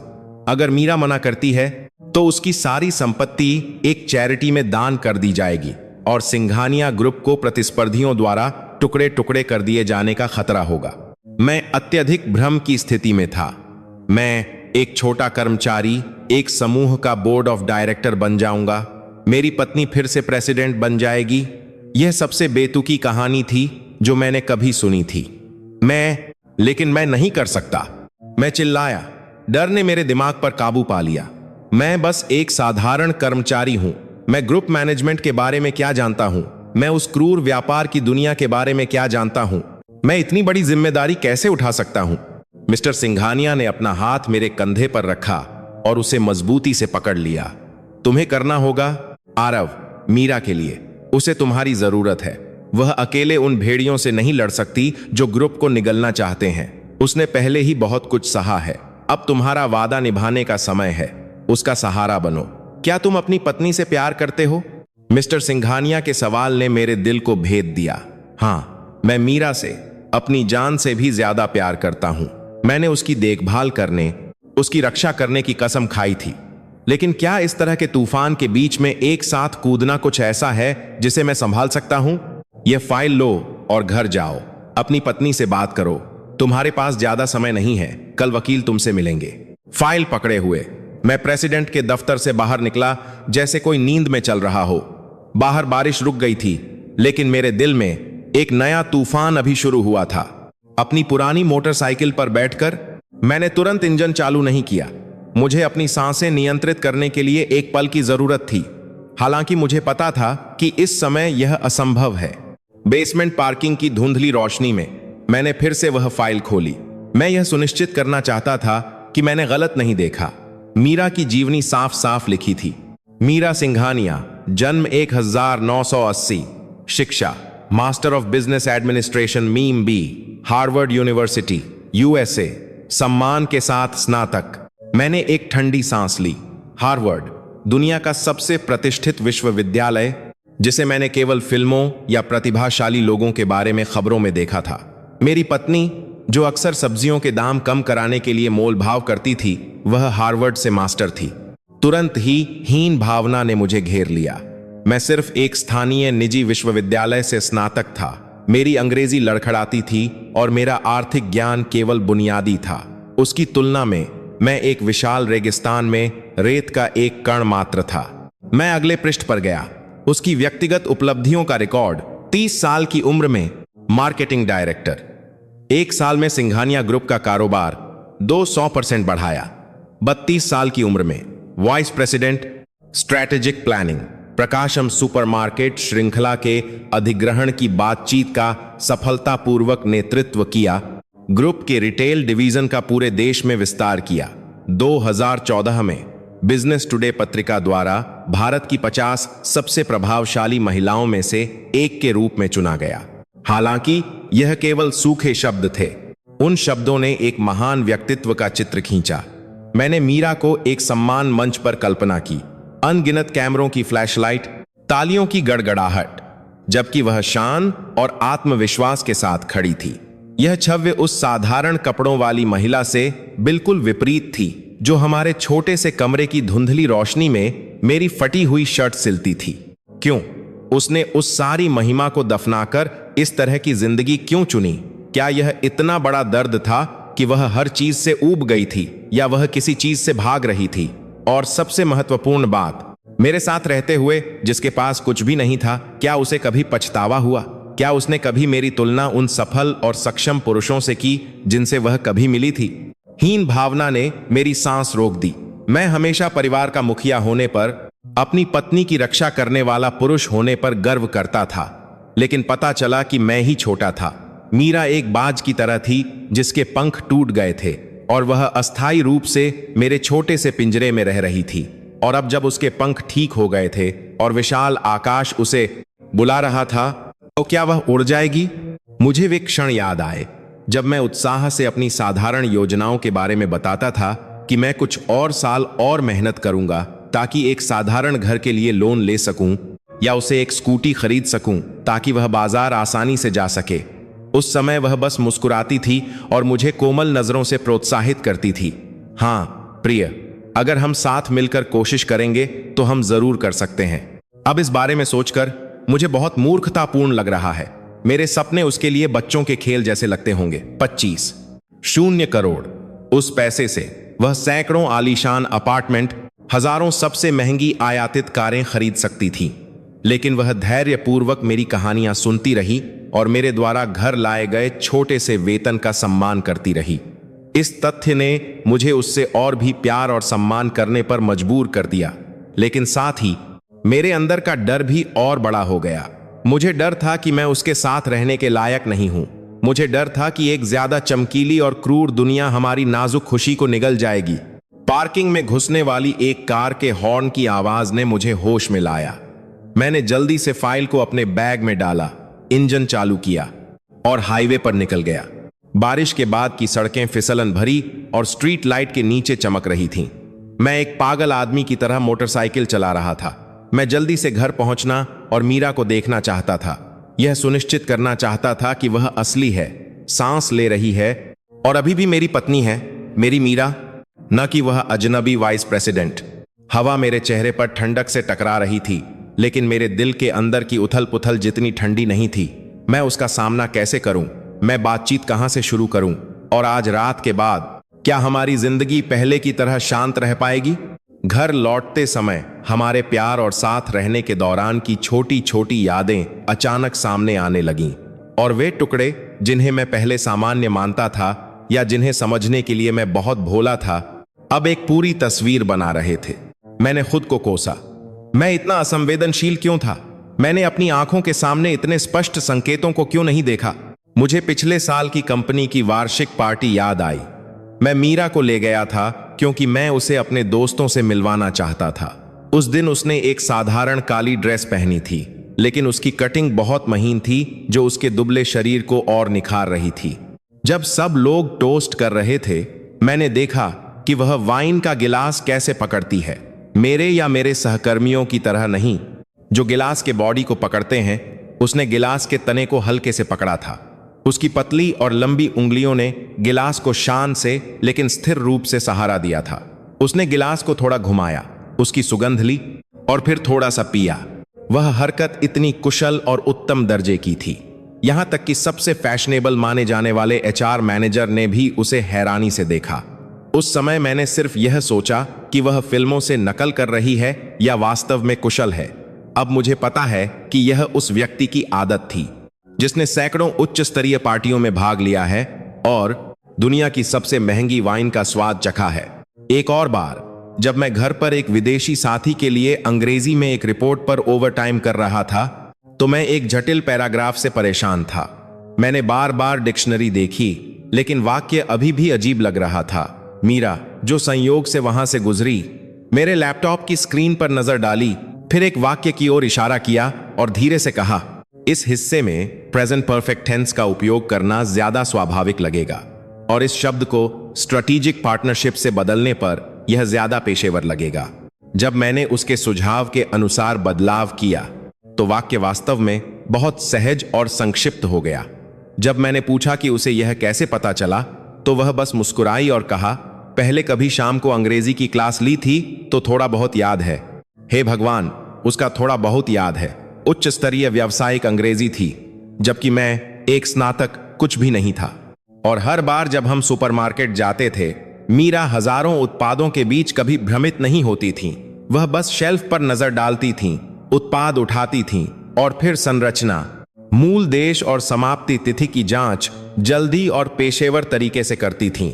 उन्हें ठीक ठीक पता था कि कौन सा जैतून का तेल दिल के लिए अच्छा है, कौन सी वाइन स्टेक के साथ अच्छी लगती है और किस प्रकार का कपड़ा ठंडा और टिकाऊ होता है।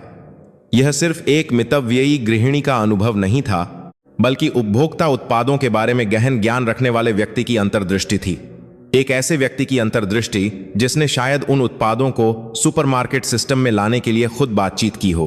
फिर उसकी एक खास आभा थी। हालांकि वह एक सस्ता सा मैक्सी और चप्पल पहनती थीं, उनकी चाल हमेशा सीधी होती थी, उनका सिर हमेशा ऊंचा होता था और उनकी नजर हमेशा दृढ़ होती थी। जब बाजार में या आस पड़ोस में समस्याओं का सामना करना पड़ता था तो वह कभी भी दूसरी महिलाओं की तरह ऊंची आवाज में बहस नहीं करती थीं। वह शांति से, तार्किक और तीखे ढंग से बात करती थीं, जिससे उनका प्रतिद्वंद्वी कोई जवाब नहीं दे पाता था और चुप हो जाता था। यह एक नेता का अधिकार था, एक अधिकार जो उनके खून में था, जिसे वह छिपा नहीं सकती थीं, चाहे वह कितनी भी कोशिश करें। मोटरसाइकिल चलाते हुए मैंने खुद को कोसा, मूर्ख मैं, एक आराम कर रही शेरनी के बगल में रह रहा था, लेकिन मैं सोच रहा था कि मैं एक नाजुक फूल की रक्षा कर रहा हूं। मैं परिवार के मुखिया के रूप में अपनी भूमिका पर बहुत घमंडी था, जबकि वह ही थीं जो चुपचाप झुक रही थीं और मुझे मेरे छोटे से आत्मसम्मान को बनाए रखने दे रही थीं। मेरी मोटरसाइकिल हमारे साधारण अपार्टमेंट परिसर की ओर जाने वाली परिचित संकरी गली में घुसी। धुंधली स्ट्रीट लाइट काई से ढकी पुरानी दीवारों को रोशन कर रही थी। मैंने तीसरी मंजिल पर हमारी इकाई की खिड़की की ओर देखा, जहां से एक गर्म रोशनी आ रही थी। मीरा जरूर वहां होगी, रात का खाना बनाते हुए मेरा इंतजार कर रही होगी। स्वादिष्ट भोजन की महक, बर्तनों की खनक, यह परिचित दृश्य अचानक अजीब और दूर का लगने लगा। मैंने मोटरसाइकिल पार्क की और इंजन बंद कर दिया। मैं लंबे समय तक अपार्टमेंट के आंगन में बिना हिले डुले खड़ा रहा। मैंने अपना चेहरा मला, भ्रम और चिंताओं को दूर करने की कोशिश की और एक मुस्कान लाने की कोशिश की। मुझे मजबूत रहना होगा, वह कोई भी हो, कैंटीन कर्मचारी मीरा या वाइस प्रेसिडेंट मीरा, वह मेरी पत्नी है और आज रात मैं उसके साथ सच्चाई का सामना करूंगा, चाहे वह सच्चाई कितनी भी क्रूर क्यों ना हो। मैंने एक गहरी सांस ली, अपना दिल मजबूत किया और फिर भारी कदमों से सीढ़ियां चढ़ना शुरू कर दिया। परिचित लकड़ी का दरवाजा आंखों के सामने था और मुझे पता था कि जैसे ही मैं यह दरवाजा खोलूंगा, हमारी जिंदगी हमेशा के लिए बदल जाएगी। मैंने दरवाजा खोला और अंदर गया। गोश्त के कोरमा और सब्जी की खुशबू ने मेरा स्वागत किया। आमतौर पर इस घर के खाने की महक मुझे अनमोल शांति देती थी, लेकिन आज ऐसा लग रहा था कि मेरा गला घोंट रही है। छोटी सी रसोई में मीरा मेरी ओर पीठ करके खड़ी थीं, छोटे से चूल्हे पर एक बर्तन में कुछ चला रही थीं। उन्होंने फूलों वाली वही मैक्सी पहनी थी जो वह आमतौर पर पहनती थीं। उनके बाल बड़े करीने से बंधे थे और कुछ लटें उनकी लंबी गर्दन पर गिर रही थीं। यह दृश्य इतना सामान्य, इतना प्यार भरा था कि इसे मेरे बैग में पड़ी फाइल में उस प्रभावशाली महिला की छवि से जोड़ना बहुत मुश्किल था। दरवाजा खुलने की आवाज सुनकर मीरा मुड़ी और चमककर मुस्कुराई। प्रिय, आ गए। दफ्तर में क्या हुआ? इतनी देर क्यों हो गई? जल्दी से हाथ मुंह धो लो, हम खाना खाते हैं, सब तैयार है। मैंने उनकी मुस्कान का जवाब देने की कोशिश की, लेकिन मुझे पता है कि वह मुस्कान बहुत बनावटी लग रही होगी। ओह, मैनेजर ने कुछ अतिरिक्त काम दे दिया था, थोड़ा थक गया हूं। मीरा ने चूल्हा बंद किया, मेरे पास आईं और अपना हाथ मेरे माथे पर रखा। उनके हाथ अभी भी गर्म और खुरदरे थे, लेकिन इस बार उनके स्पर्श ने मुझे थोड़ा कंपा दिया। देखती हूं, बुखार तो नहीं है, थोड़ा गर्म लग रहा है, शायद कल बारिश में भीगने की वजह से। जल्दी से कपड़े बदल लो, गर्म खाना खाओ, पसीना आएगा तो ठीक हो जाओगे। मैंने सिर हिलाया और बैग रखने के लिए बेडरूम में चला गया। वह बैग जिसमें आसमान गिरने जितना बड़ा राज्य था, मैंने उसे अलमारी में बहुत अंदर छिपा दिया, जैसे कि अगर वह थोड़ा सा भी दिख गया तो वह राज फट जाएगा और हमारे छोटे से घर को नष्ट कर देगा। रात का खाना एक अजीब माहौल में हुआ, कम से कम मेरे लिए। मीरा अभी भी सामान्य थीं, प्यार से मेरे लिए खाना निकाल रही थीं और आज कैंटीन में हुई छोटी छोटी बातों के बारे में बता रही थीं। सब्जी बेचने वाली आंटी के दाम बढ़ाने के बारे में, या नए सफाई कर्मचारी के बारे में जो लापरवाह था और उसने प्लेटों का एक ढेर तोड़ दिया था। मैंने बस आधे अधूरे जवाब दिए, जबकि मेरे दिमाग में बिना जवाब वाले सवाल घूम रहे थे। मैं सीधे उनसे पूछना चाहता था, उस फाइल को निकालकर चिल्लाना चाहता था, तुमने मुझसे झूठ क्यों बोला? लेकिन उनकी मुस्कान देखकर मैं ऐसा नहीं कर सका।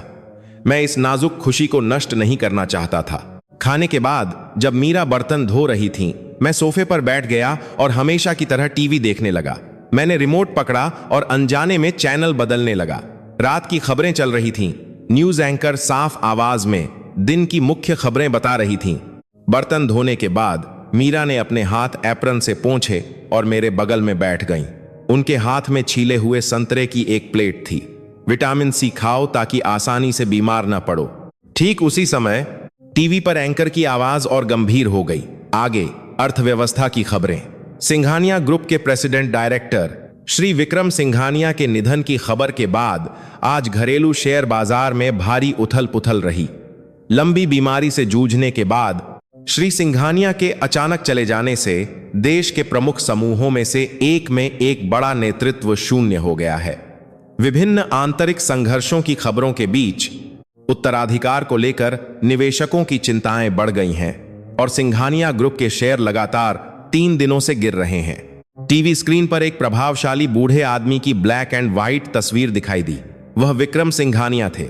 फिर लाल रंग से भरे शेयर ग्राफ और बांद्रा कुर्ला कॉम्प्लेक्स में शान से खड़े सिंघानिया ग्रुप के मुख्यालय की तस्वीरें आईं। मैंने महसूस किया कि मेरे बगल में मीरा का शरीर अकड़ गया है। एक तेज टिंग की आवाज आई जब चीनी मिट्टी की प्लेट कांच की मेज से टकराई। मैंने उनकी ओर देखा। मीरा का चेहरा पीला पड़ गया था। वह टीवी स्क्रीन को एकटक देख रही थी। उनके होंठ कांप रहे थे। बिना एक शब्द कहे उन्होंने अपनी ड्रेस का किनारा इतनी कसकर पकड़ रखा था कि उनकी उंगलियों की पोरें सफेद हो गई थीं। उस तीव्र प्रतिक्रिया ने सब कुछ स्पष्ट कर दिया। किसी स्वीकारोक्ति की आवश्यकता नहीं थी। इस समय उनका रवैया यह साबित करने के लिए काफी था कि मिस्टर सिंघानिया ने जो कुछ भी कहा था वह सच था। मैंने रिमोट पकड़ा और टीवी बंद कर दिया। कमरे में एक भयावह खामोशी छा गई। केवल मीरा की भारी और घुटती हुई सांसें सुनाई दे रही थीं।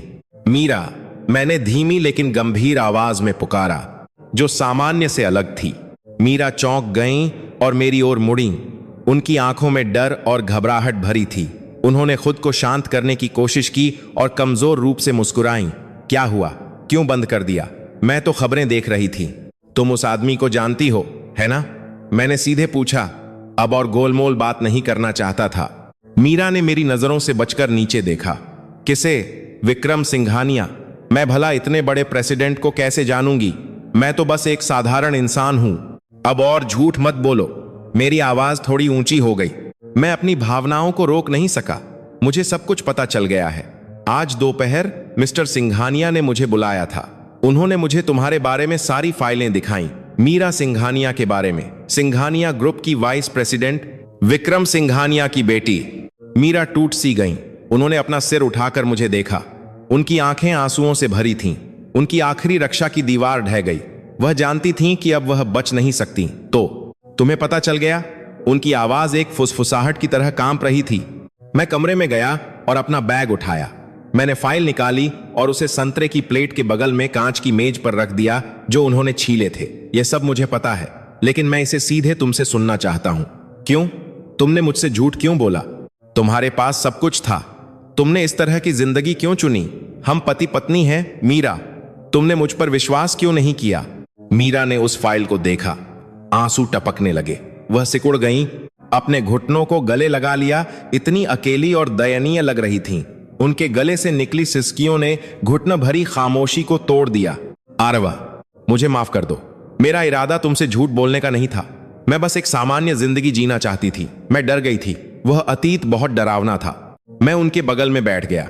मैंने उन्हें तुरंत गले नहीं लगाया, उन्हें जी भरकर रोने दिया। मुझे पता था कि यह वह पल था जब उनके दिल के घाव फट गए थे, दर्द हो रहा था और खुल गए थे। लेकिन हमें इसका सामना करना था ताकि हम आगे बढ़ सकें। काफी देर रोने के बाद मीरा थोड़ी शांत हुई। उन्होंने टिश्यू से अपने आंसू पोंछे। सूजी हुई और लाल आंखों से उन्होंने मुझे अपराधबोध से भरे भाव से देखा।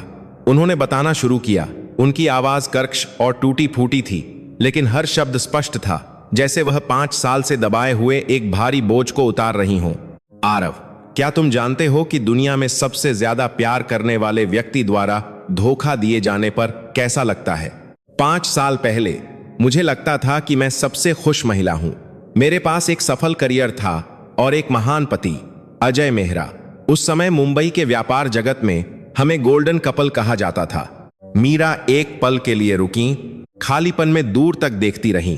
अजय ग्रुप का फाइनेंस डायरेक्टर था। वह बात करने में माहिर, मिलनसार और मेरे पिता का बहुत भरोसेमंद था। लेकिन मैंने कभी नहीं सोचा था कि उसकी चमकीली उपस्थिति के पीछे वह एक बहुत लालची आदमी था। उसने बाहरी आपूर्तिकर्ताओं के साथ मिलकर दस्तावेजों में हेरफेर किया और सिंघानिया ग्रुप के मुख्य प्रोजेक्ट्स के लिए निर्माण सामग्री की कीमतों को बढ़ाकर फंड का दुरुपयोग किया। उसने जो पैसा गबन किया वह बहुत बड़ा था। ग्रुप की वित्तीय नींव को हिलाने के लिए काफी था। मैं चुप रहा, बस उनके ठंडे हाथों को कसकर पकड़े रहा। जिस दिन मुझे सच्चाई का पता चला, मेरी दुनिया ढह गई। मुझे विश्वास नहीं हुआ, भले ही सबूत मेरे हाथ में थे। मैं उससे मिली, उससे कबूल करने के लिए कहा। मुझे उम्मीद थी कि वह पछताएगा और पिता से कबूल करेगा ताकि उसे कुछ रियायत मिल सके। लेकिन नहीं आरव, पछताने के बजाय उसने मुझे धमकी दी। उसने कहा कि अगर मैंने उसकी रिपोर्ट की तो वह पूरे ग्रुप को कीचड़ में घसीट लेगा। वह झूठी अफवाहें फैलाएगा ताकि शेयर की कीमतें गिर जाएं और मेरे पिता दिवालिया हो जाएं। मीरा ने मेरा हाथ और कसकर पकड़ लिया। उनके नाखून मेरी त्वचा में चुभ गए, जिससे दर्द हुआ, लेकिन मैंने अपना हाथ नहीं हटाया। उस समय मैं एक चौराहे पर थी। एक तरफ पति के प्रति वफादारी, दूसरी तरफ मेरे पिता की जीवन भर की मेहनत और हजारों कर्मचारियों का भविष्य। 3 दिन और 3 रात मैं सो नहीं सकी। आखिरकार मैंने न्याय को चुना। मैं उस अपराधी को कंपनी को और नोचने नहीं दे सकती थी। मैंने खुद सबूत इकट्ठा किए और उन्हें पुलिस को सौंप दिया। मैंने उन्हें पूरी प्रशंसा से देखा। यह महिला इतनी मजबूत कैसे हो सकती है? मैं तो इसकी कल्पना भी नहीं कर सकता। जिस दिन पुलिस आई और अजय को बोर्ड ऑफ डायरेक्टर्स की बैठक के बीच में हथकड़ी लगाई, उसने मुझे नफरत से देखा। उसने मुझे कोसा, मुझे एक क्रूर और धोखेबाज महिला कहा। लेकिन जो चीज मुझे सबसे ज्यादा दुख देती थी वह उसकी नफरत नहीं, बल्कि मेरे पिता का रवैया था। मीरा की आवाज गैन गाओ, आंसू फिर से गिरने को तैयार थे। मेरे पिता विक्रम सिंघानिया एक ऐसे व्यक्ति थे जो इज्जत को जान से ज्यादा महत्व देते थे। उन्हें लगता था कि परिवार के मामले घर के अंदर ही सुलझाए जाने चाहिए। मेरे द्वारा अपने पति की सार्वजनिक रूप से रिपोर्ट करने की कार्रवाई को परिवार को शर्मिंदा करने और समाज और व्यापार भागीदारों की नजरों में उनकी प्रतिष्ठा को गिराने वाला माना गया। उन्होंने मेरे बलिदान को नहीं देखा, उन्होंने केवल मेरे द्वारा पैदा की गई बदनामी को देखा। उस दिन पिता ने सबके सामने मुझे जोर से थप्पड़ मारा और मुझे घर से निकाल दिया। उन्होंने मुझसे रिश्ते तोड़ लिए, कसम खाई कि वह मेरा नाम परिवार के कार्ड और वसीयत से हटा देंगे। उन्होंने कहा कि उनकी इतनी क्रूर बेटी नहीं है। मीरा ने अपना सिर मेरे हाथ की पीठ पर टिका दिया। उनके गर्म आंसू मेरी त्वचा पर टपके। मैं बिना कुछ लिए चली गई, एक ऐसी पत्नी के रूप में जिस पर अपने पति को जेल भेजने और एक नालायक बेटी होने का ठप्पा लगा था। मैं उच्च वर्ग की दुनिया के सभी षड्यंत्रों से तंग आ गई थी। मैं छिपना चाहती थी। मैंने सोचा कि सबसे खतरनाक जगह ही सबसे सुरक्षित जगह है। कौन सोच सकता था कि एक समूह की बेटी अपने ही ग्रुप की कैंटीन में फटे पुराने कपड़ों में काम करेगी, और यहां से मैं चुपचाप यह भी देख सकती थी कि मेरे पिता की मेहनत से बनी कंपनी हर दिन कैसे चल रही है। मीरा ने अपना सिर उठाया और मुझे देखा। उनकी आंखों में याचना थी। आरव, तुम्हारे साथ मुझे आखिरकार सच्ची शांति मिली। तुम्हें परवाह नहीं थी कि मेरे पास कितना पैसा है या मैंने कौन सा पद संभाला है। तुमने मुझसे वैसे ही प्यार किया जैसी मैं हूं, यह अजीब और बूढ़ी होती हुई मैं। मुझे डर था कि अगर मैं तुम्हें सच बता दूंगी तो तुम हीन भावना महसूस करोगे, डर जाओगे और मुझे छोड़ दोगे। मैं बहुत स्वार्थी हूं, है ना? मैंने मीरा को अपनी बाहों में खींच लिया। मैंने उनके बालों को सहलाया और उनके गालों पर बहते नमकीन आंसू को चूमा। नहीं, तुम स्वार्थी नहीं हो। तुम सबसे बहादुर महिला हो जिसे मैं कभी जानता हूं। मुझे माफ कर दो कि मैंने तुम्हारी पीड़ा को पहले नहीं समझा। मेरा तुम्हारे लिए प्यार ही काफी नहीं था। मैं तुम्हें कैसे दोष दे सकता हूं? वहीं परिवार को तुम सबसे बहादुर महिला हो। मेरी बाहों में मीरा एक छोटे बच्चे की तरह फूट फूट कर रोने लगी। उस रात हमने और कुछ नहीं कहा, बस लंबे समय तक एक दूसरे को गले लगाए रखा। सच्चाई दर्दनाक थी, लेकिन उसका सामना करना पड़ा। लेकिन मुझे पता था कि यह तूफान अभी खत्म नहीं हुआ है। कल हमें एक बहुत बड़ी परीक्षा का सामना करना था। अगली सुबह मैंने दफ्तर से आधे दिन की छुट्टी ले ली। कल रात मैं और मीरा मुश्किल से सो पाए थे। मीरा बस खिड़की से बाहर देखती हुई बैठी रही, जबकि मैं मिस्टर सिंघानिया के शब्दों के बारे में सोचता रहा। सुबह करीब 9 बजे एक शानदार काली सेडान हमारी साधारण अपार्टमेंट कॉम्प्लेक्स के सामने रुकी। सभी निवासियों का ध्यान उस कार पर था। दरवाजे पर एक विनम्र लेकिन दृढ़ दस्तक हुई। जब मैंने दरवाजा खोला तो मिस्टर सिंघानिया वहां एक अधेड़ उम्र के आदमी के साथ खड़े थे जिन्हें मैं नहीं जानता था। उस आदमी ने एक ग्रे सूट पहना था, एक चमड़े का ब्रीफकेस ले रखा था और सोने के फ्रेम वाली ऐनक पहनी थी, जिससे एक बुद्धिमान और तीखा प्रभाव पड़ रहा था। आरव, मिस्टर सिंघानिया ने सिर हिलाते हुए अभिवादन किया और फिर अंदर झांका। मीरा अंदर है? जी सर। कृपया अंदर आइए। मैंने उन्हें रास्ता देते हुए एक तरफ हट गया। मीरा सोफे पर बैठी थीं। मेहमानों को आते देख वह खड़ी हो गईं। हालांकि उन्होंने साधारण घर के कपड़े पहने हुए थे। जैसे ही वह अपने अतीत के लोगों का सामना कर रही थीं, उन्होंने तुरंत उस अधिकार की आभा बिखेरी जो उनके पास पहले थी। बिना किसी हिचकिचाहट के उन्होंने सीधे मिस्टर सिंघानिया और उस अजनबी आदमी की ओर देखा। बहुत समय बाद मिले, मिस्टर सिंघानिया, उन्होंने शांत आवाज में अभिवादन किया। बहुत समय बाद मिली, मीरा, मिस्टर सिंघानिया ने थोड़े भावुक स्वर में जवाब दिया। मिलो, यह मिस्टर शास्त्री हैं, दिवंगत विक्रम सिंघानिया के निजी वकील और सिंघानिया ग्रुप के कानूनी सलाहकार। मिस्टर शास्त्री ने हमें विनम्रता से सिर झुकाया। श्रीमती मीरा, श्रीमान आरव, मैं आज यहां दिवंगत श्री विक्रम सिंघानिया की वसीयत पढ़ने आया हूं, उनके निर्देशानुसार। कृपया बैठिए, एक हमाट को मद्दा। मीरा ने अपने सामने वाले सोफे की ओर इशारा किया। इन दो विशेष मेहमानों की उपस्थिति ने हमारे छोटे से लिविंग रूम को बहुत तंग महसूस करा दिया। मिस्टर शास्त्री ने अपना ब्रीफकेस मेज पर रखा और एक क्लिक की आवाज के साथ उसका ताला खोला। उन्होंने लाल मुहर लगे मोटे दस्तावेजों का एक बंडल निकाला।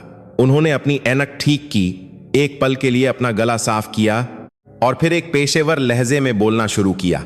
श्रीमती मीरा, निधन से पहले श्री विक्रम सिंघानिया ने एक नई वसीयत बनाई थी जो पिछली सभी वसीयतों को रद्द करती है।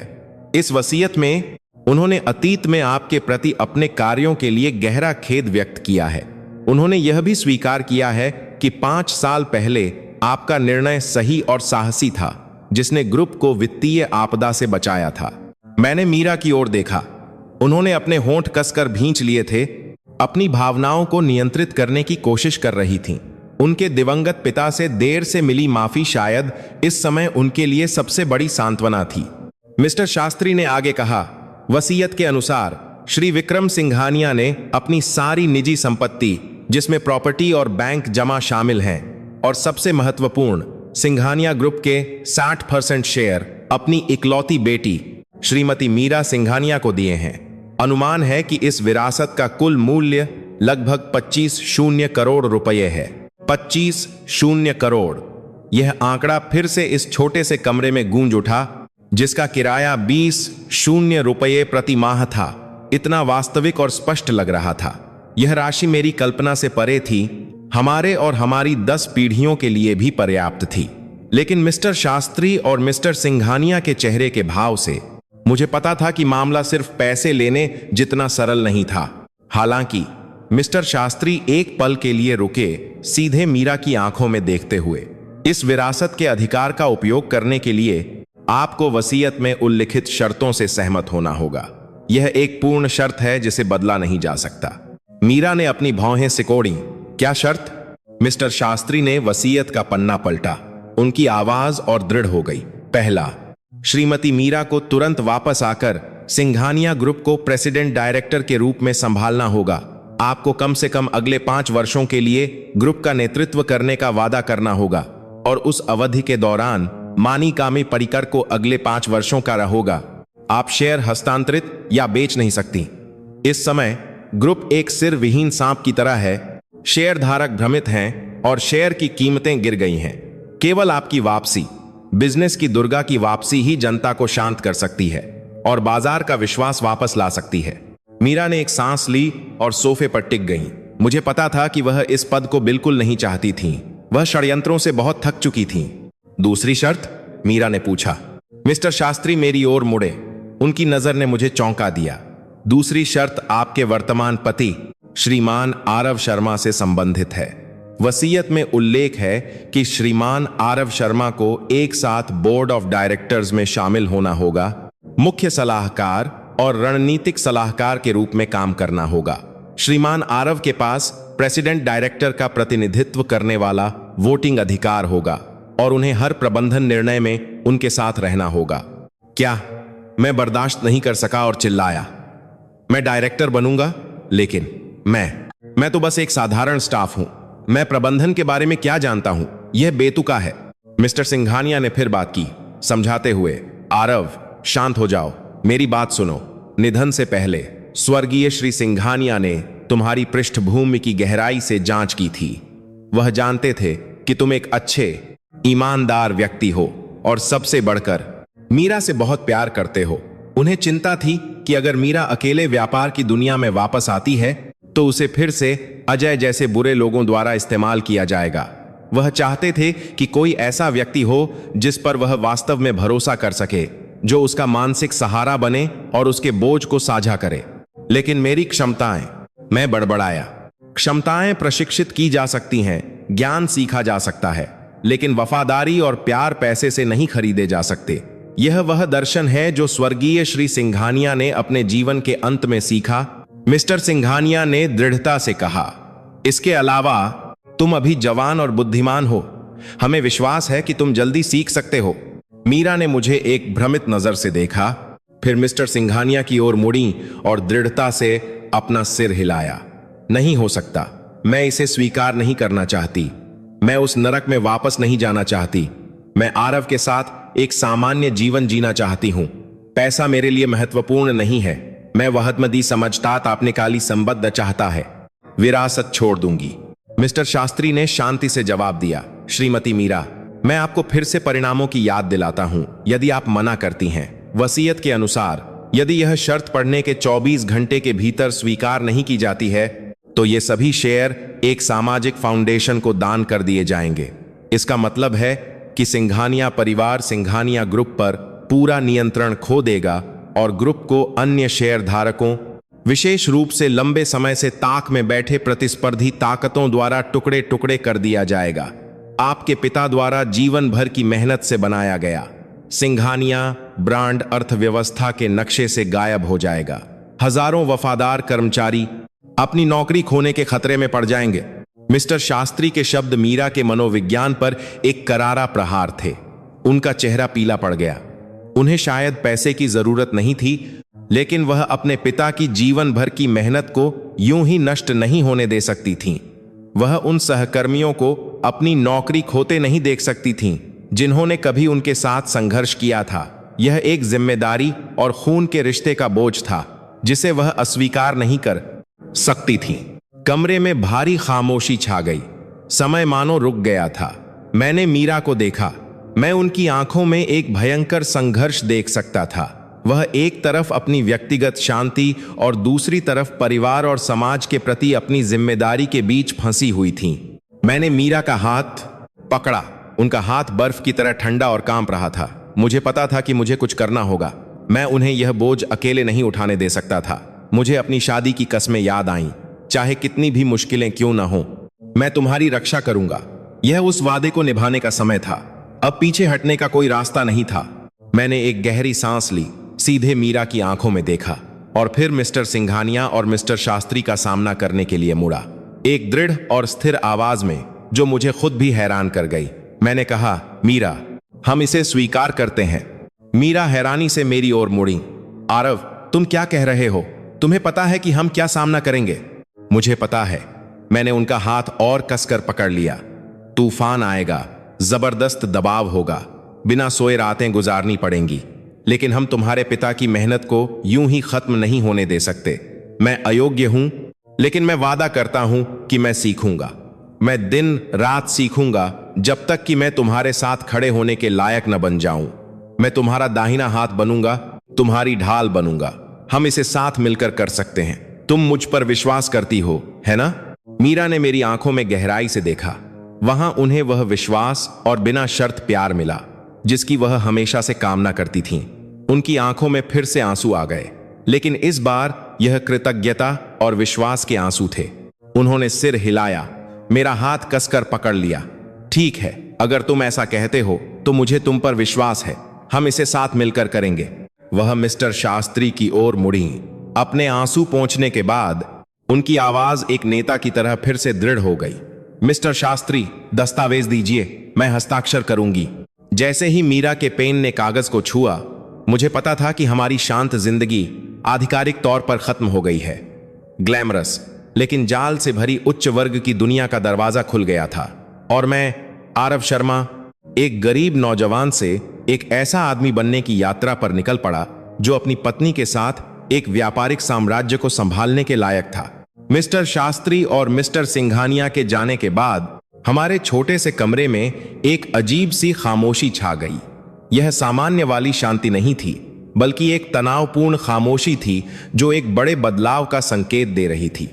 हस्ताक्षरित वसीयत अभी भी मेज पर पड़ी थी, लेकिन उसका बोझ हमारे दोनों कंधों पर बहुत भारी महसूस हो रहा था। मीरा अपनी कुर्सी पर जमी हुई बैठी थीं, खालीपन में दूर तक देख रही थीं। मुझे पता था कि वह भ्रमित और डरी हुई हैं। जिस दुनिया से वह 5 साल तक सख्ती से बचती रहीं, वह अब फिर से उन पर टूट पड़ी और उस छोटे से आश्रय को छीन लिया जिसे उन्होंने बड़ी मेहनत से बनाया था। मैं रसोई में गया और एक गिलास गर्म पानी बनाया, उसे मीरा के सामने रखा। पियो, सब ठीक हो जाएगा। मीरा ने अपना सिर उठाकर मुझे देखा। उनकी आंखें लाल और सूजी हुई थीं। उन्होंने गिलास उठाया, लेकिन उनके हाथ इतने कांप रहे थे कि पानी छलक गया। उन्होंने जल्दी से गिलास वापस रख दिया और फिर अचानक अपना चेहरा ढककर फूट फूट कर रोने लगीं।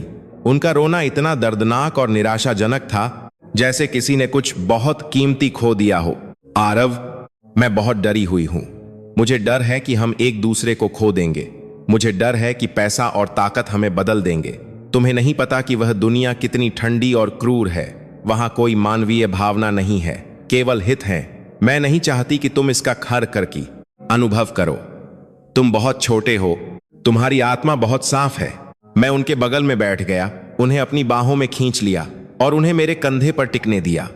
मैंने धीरे से उनके बालों को सहलाया, जिनमें अब सफेद बाल भी थे। मेरा दिल दुख रहा था। मुझे पता था कि उनका डर वास्तविक था, लेकिन मुझे यह भी पता था कि हमारे पास पीछे हटने का कोई विकल्प नहीं था। चिंता मत करो, चाहे जो भी हो, मैं हमेशा तुम्हारा आरव रहूंगा। मैं कभी नहीं बदलूंगा। मैं उन सभी का सामना तुम्हारी बताई हुई साफ आत्मा से करूंगा और मैं तुम्हारी रक्षा करूंगा। पहले तुम अकेले पूरी दुनिया से लड़ी थीं, लेकिन अब मैं हूं। हमारे पास एक दूसरे हैं, यही हमारी सबसे बड़ी ताकत है। मीरा ने अपना सिर उठाकर मुझे देखा। आंसू अभी भी उनकी पलकों को भिगो रहे थे। सच में तुम मुझे नहीं छोड़ोगे, है ना? तुम्हें उच्च वर्ग की दुनिया में युवा और सुंदर महिलाओं के बीच मुझ जैसी बूढ़ी और सादी पत्नी होने पर शर्म नहीं आएगी, है ना? मैं मुस्कुराया और उनके आंसू पोंछे। पगली, मेरी नजर में तुम दुनिया की सबसे खूबसूरत महिला हो। तुम्हारी सुंदरता मेकअप या रेशम की ड्रेस में नहीं, बल्कि तुम्हारे अच्छे दिल और मजबूत आत्मा में है। मैं तुमसे प्यार करता हूं क्योंकि तुम मीरा हो। चाहे तुम एक बिजनेस की दुर्गा हो, एक प्रेसिडेंट हो या एक कैंटीन कर्मचारी, तुम मेरी पत्नी हो, एकमात्र महिला जिससे मैं प्यार करता हूं। मीरा ने अपना चेहरा मेरी छाती में छिपा लिया, सिसकने लगी। मेरे दिल की धड़कन ने शायद उनके बेचैन दिल को थोड़ा शांत किया। उस दोपहर हमने सामान पैक करने में बिताई। कल सुरक्षा और सार्वजनिक छव्य के लिए बोर्ड ऑफ डायरेक्टर्स के अनुरोध के अनुसार हमें मालाबार हिल में मीरा के परिवार के घर में शिफ्ट होना था। जिस कमरे में हम कुछ महीने रहे थे, उसे छोड़ना बहुत मुश्किल लग रहा था। मीरा ने अपने हर कपड़े को ध्यान से मोड़ा। उन्होंने अपनी फीके नीले रंग की काम की वर्दी उठाई, उसे ऐसे सहलाया जैसे वह कोई पवित्र वस्तु हो। तुम्हें पता है आरव, यह ड्रेस सस्ती हो सकती है, लेकिन इस ड्रेस ने मुझे मेरे जीवन के सबसे शांत दिन दिए हैं। मैं इसे रखूंगी ताकि मैं कभी ना भूलूं कि मैं कौन हूं और मैं कहां से आई हूं। मैंने सिर हिलाया और उस ड्रेस को मोड़ने में उनकी मदद की। मैंने अपनी पुरानी किताबें, हमने साथ में खरीदी हुई सस्ती चीजें, शोर करने वाला पुराना पंखा जिसका पेंट उखड़ गया था, चावल पकाने वाला कुकर, किनारे से टूटी हुई प्लेटें, सब कुछ पैक किया। इन सब में एक गरीब लेकिन प्यारे जोड़े के रूप में हमारी यादें थीं। उस रात हमारी उस छोटी सी रसोई में आखिरी रात का खाना था। मेनू में अभी भी वही गोश्त का कोरमा और सब्जी थी, लेकिन पता नहीं क्यों आज यह बहुत स्वादिष्ट लग रहा था। हम चुपचाप खाते रहे, अपने अपने विचारों में डूबे हुए। आरव, मैं ईमानदारी से पूछती हूँ, मीरा ने अचानक खामोशी तोड़ी, क्या तुम मानसिक रूप से तैयार हो? जैसे ही हम कल इस दरवाजे से बाहर निकलेंगे, हम अलग लोग होंगे। तुम एक डायरेक्टर बन जाओगे। हजारों आंखें तुम्हें देखेंगी और तुम्हारा मूल्यांकन करेंगी। वे तुम्हें अपमानित करेंगे, तुम्हें एक सिंड्रेला मैन कहेंगे जिसने दौलत के लिए शादी की। क्या तुम इसे सह पाओगे? मैंने अपना चावल का कटोरा नीचे रखा और सीधे मीरा की आंखों में देखा। मैंने इसके बारे में सोचा है। हम लोगों का मुंह बंद नहीं कर सकते, लेकिन मैं उन्हें खुश करने के लिए नहीं जीता हूं। मैं तुम्हारे लिए, हमारे परिवार के लिए जीता हूं। वे जो कुछ भी कहें, मैं वही करूंगा जो मुझे सही लगता है, अपनी अंतरात्मा के अनुसार। मैं उन्हें साबित करूंगा। मैं उस पद पर दौलत का भूखा होने के कारण नहीं बैठा हूं, बल्कि इसलिए बैठा हूं क्योंकि मैं इस बोझ को अपनी पत्नी के साथ उठाना चाहता हूं। मीरा मुस्कुराएं, एक राहत और गर्व भरी मुस्कान। मुझे तुम पर विश्वास है। पता चला कि तुम मेरी कल्पना से कहीं ज्यादा मजबूत हो। उस रात हम अपने संकरे बिस्तर पर लेटे, आखिरी बार एक दूसरे को गले लगाए, टिन की छत पर बारिश की दस्तक सुनते हुए।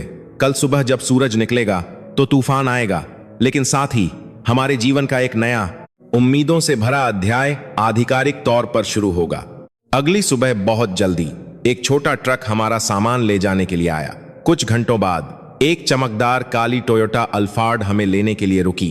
पड़ोसी देखने के लिए बाहर निकले, फुसफुसा रहे थे। कुछ हैरान थे, कुछ ईर्ष्या कर रहे थे और कुछ दुआएं दे रहे थे। मैंने मीरा का हाथ कसकर पकड़ लिया, अपना सिर ऊंचा किया और उसके साथ कार में बैठ गया, जिज्ञासु नजरों और हमारे गरीब लेकिन शांतिपूर्ण अतीत को पीछे छोड़ते हुए। मालाबार हिल का बड़ा घर एक महल जैसा था, लेकिन ठंडा और खाली महसूस हो रहा था।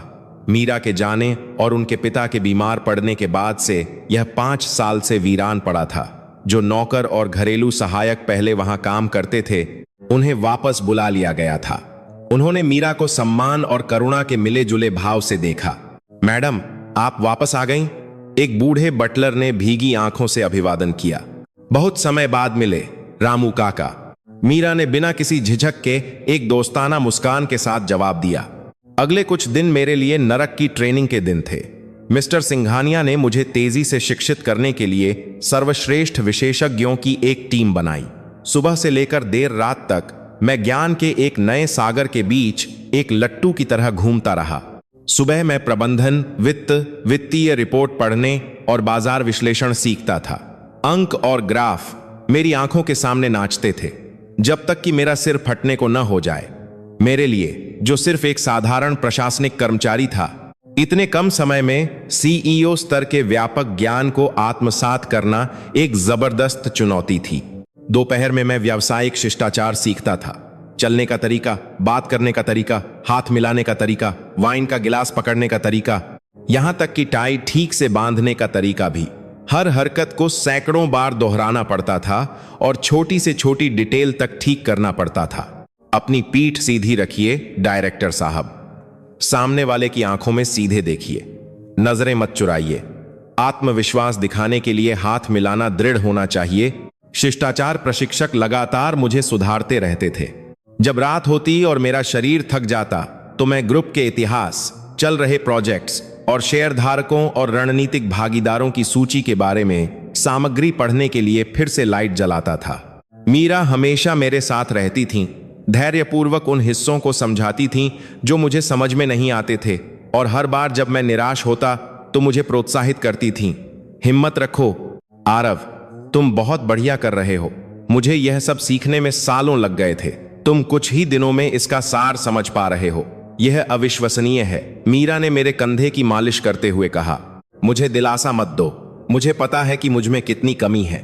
मुझे डर है कि मैं शेयरधारकों की बैठक में तुम्हें शर्मिंदा कर दूंगा। मैंने अपना सिर मेज पर टिकाते हुए शिकायत की। मीरा ने मेरा चेहरा उठाया और मेरी आंखों में गहराई से देखा। जन्म से कोई भी सीधे दौड़ नहीं सकता। महत्वपूर्ण यह है कि कदम बढ़ाने की हिम्मत हो। तुम्हारी ईमानदारी और तुम्हारी कोशिश उन्हें प्रभावित करेगी। खुद पर विश्वास करो, जैसे मैं तुम पर करती हूं। एक दिन मिस्टर सिंघानिया मुझे मुंबई के सबसे प्रसिद्ध दर्जी के पास ले गए। बूढ़े दर्जी ने ध्यान से मेरे शरीर का नाप लिया और बेहतरीन कपड़े का चयन किया। जब मैंने एक ऐसा सूट पहना जो मेरे शरीर पर पूरी तरह से फिट था और आईने में देखा तो मैं खुद को लगभग पहचान नहीं पाया। वह देहाती और साधारण नौजवान गायब हो गया था। उसकी जगह एक उत्तम दर्जे का और प्रभावशाली आदमी आ गया था।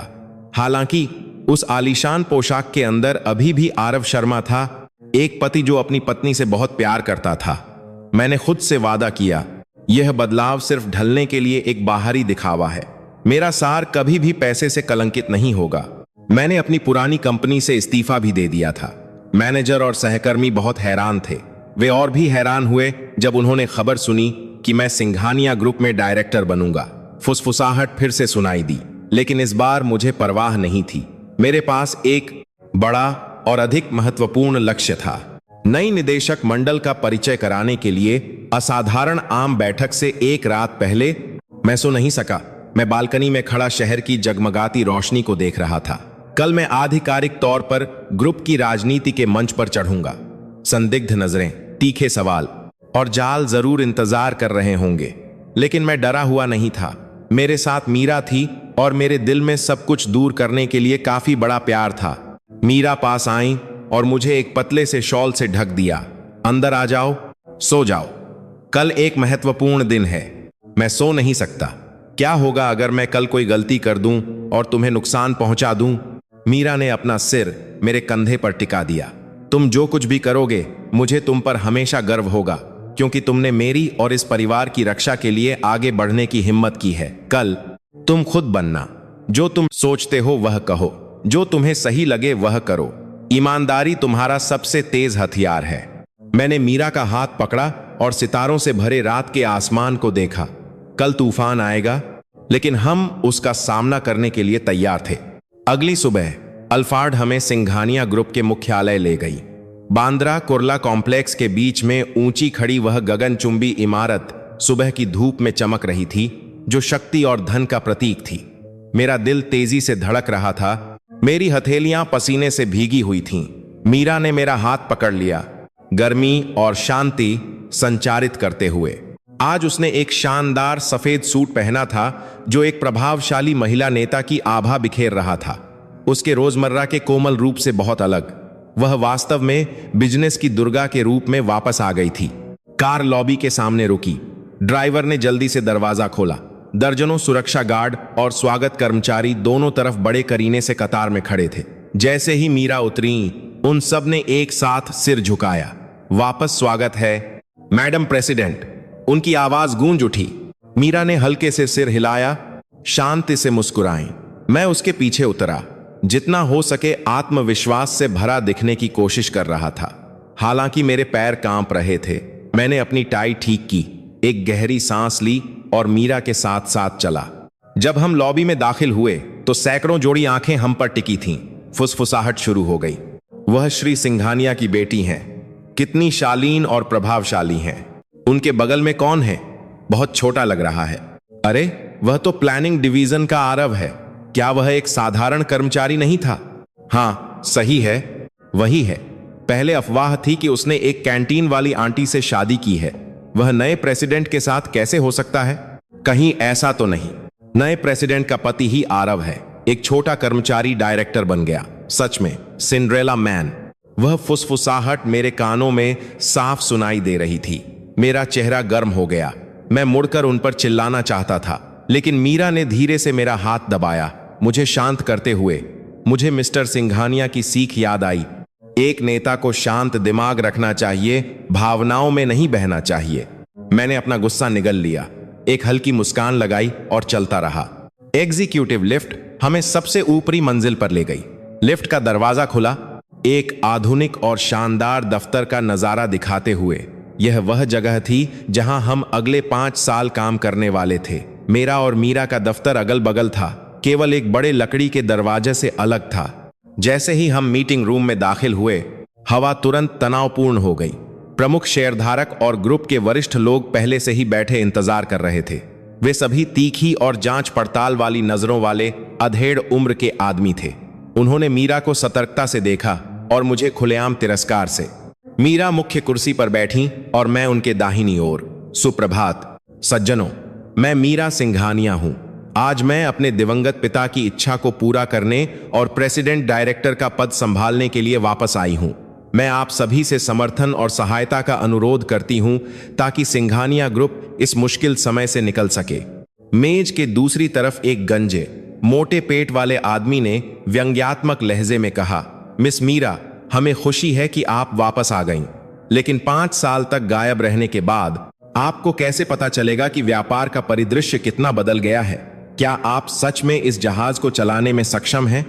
और फिर उसने मेरी ओर देखा। आपके बगल में यह युवा डायरेक्टर, सुना है कि उसे प्रबंधन का कोई अनुभव नहीं है। क्या वह वहां बैठने के लायक है? क्या सिंघानिया ग्रुप को एक पारिवारिक खेल का मैदान बनाया जाएगा? पूरे कमरे में हल्की हंसी सुनाई दी। यह पहला हमला था जिसकी मैंने उम्मीद की थी। मैंने मीरा की प्रतिक्रिया का इंतजार किया, लेकिन वह शांत रहीं। वह मुस्कुराईं और कोमल लेकिन दृढ़ आवाज में कहा, मिस्टर खन्ना, हालांकि मैं 5 साल तक ग्रुप में नहीं थी, मैं हमेशा घरेलू और वैश्विक आर्थिक विकास पर नजर रखती रही हूं। जो ज्ञान और अनुभव मैंने पिछले 10 वर्षों में इकट्ठा किया था, मुझे उम्मीद है कि आप उसे भूले नहीं होंगे। और मेरे पति आरव शर्मा के बारे में? मीरा मेरी ओर विश्वास भरी नजरों से मुड़ी। उन्हें बड़े कॉरपोरेट प्रबंधन का अनुभव कम हो सकता है, लेकिन उनके पास जुनून, तेज सोच और सबसे महत्वपूर्ण ईमानदारी है। एक ऐसा गुण जिसकी सिंघानिया ग्रुप को हाल की अप्रिय घटनाओं के बाद सबसे ज्यादा जरूरत है। मेरे और आप सभी के मार्गदर्शन से मुझे विश्वास है कि वह जल्द ही अपनी क्षमताओं को साबित कर देंगे। कृपया किसी का मूल्यांकन उसकी पृष्ठभूमि या उम्र से न करें, बल्कि उसके प्रदर्शन से करें। मीरा के कोमल लेकिन चुभने वाले शब्दों ने मिस्टर खन्ना और दूसरों को चुप करा दिया।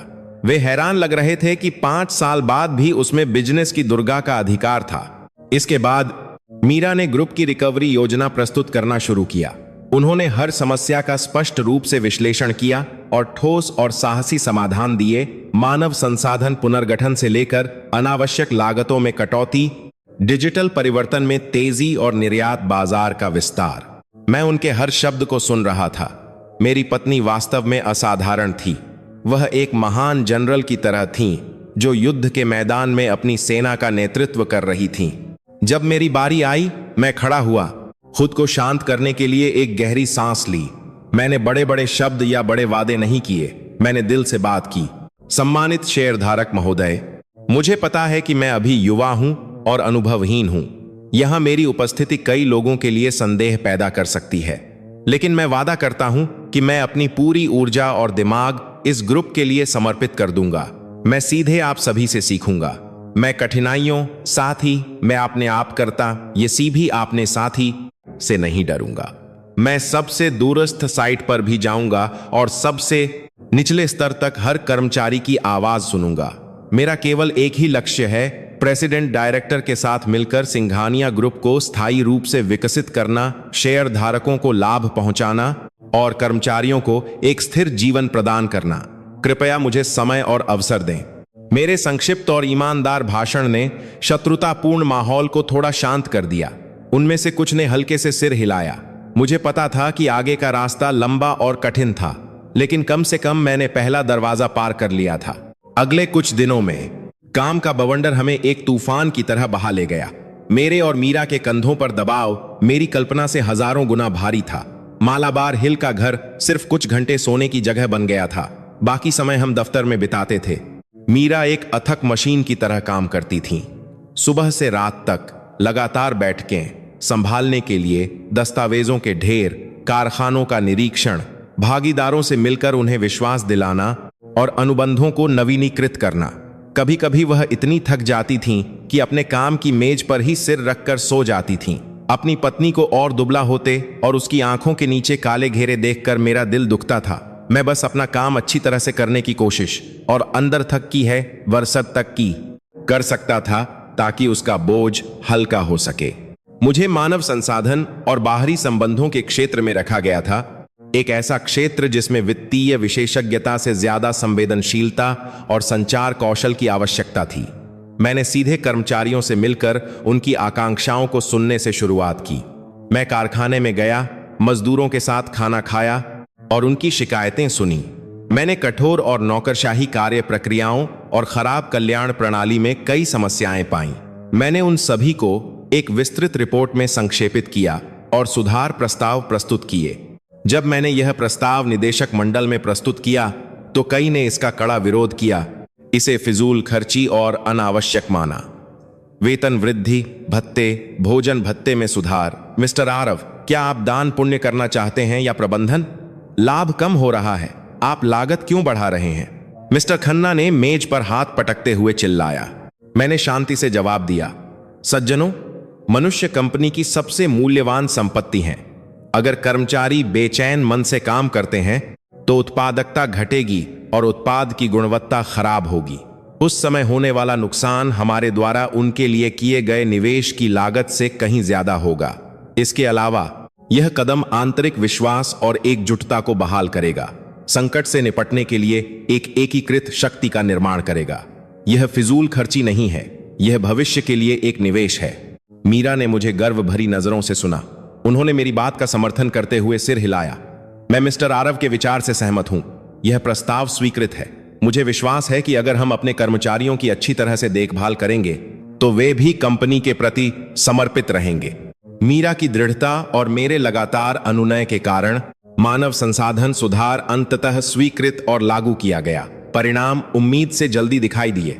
कर्मचारियों का मनोबल बढ़ा, उत्पादकता बढ़ी और शिकायतें और हड़तालें पूरी तरह से गायब हो गईं। कर्मचारियों और शेयरधारकों के बीच मेरी प्रतिष्ठा धीरे धीरे सुधरने लगी। वे मुझे सम्मान से देखने लगे, न कि सिर्फ अपनी पत्नी के बगल में एक दिखावे के तौर पर। लेकिन सब कुछ सहज नहीं था। हमें मिस्टर खन्ना के गुट से गुप्त तोड़फोड़ का सामना करना पड़ा। उन्होंने अफवाहें फैलाईं, ग्राहकों को अनुबंध रद्द करने के लिए उकसाया, यहां तक कि उत्पादन लाइन को नुकसान पहुंचाने के लिए लोगों को भेजा। हर दिन एक भयंकर लड़ाई जैसा लगता था। एक बार मेरे दफ्तर में एक गुमनाम पैकेट भेजा गया।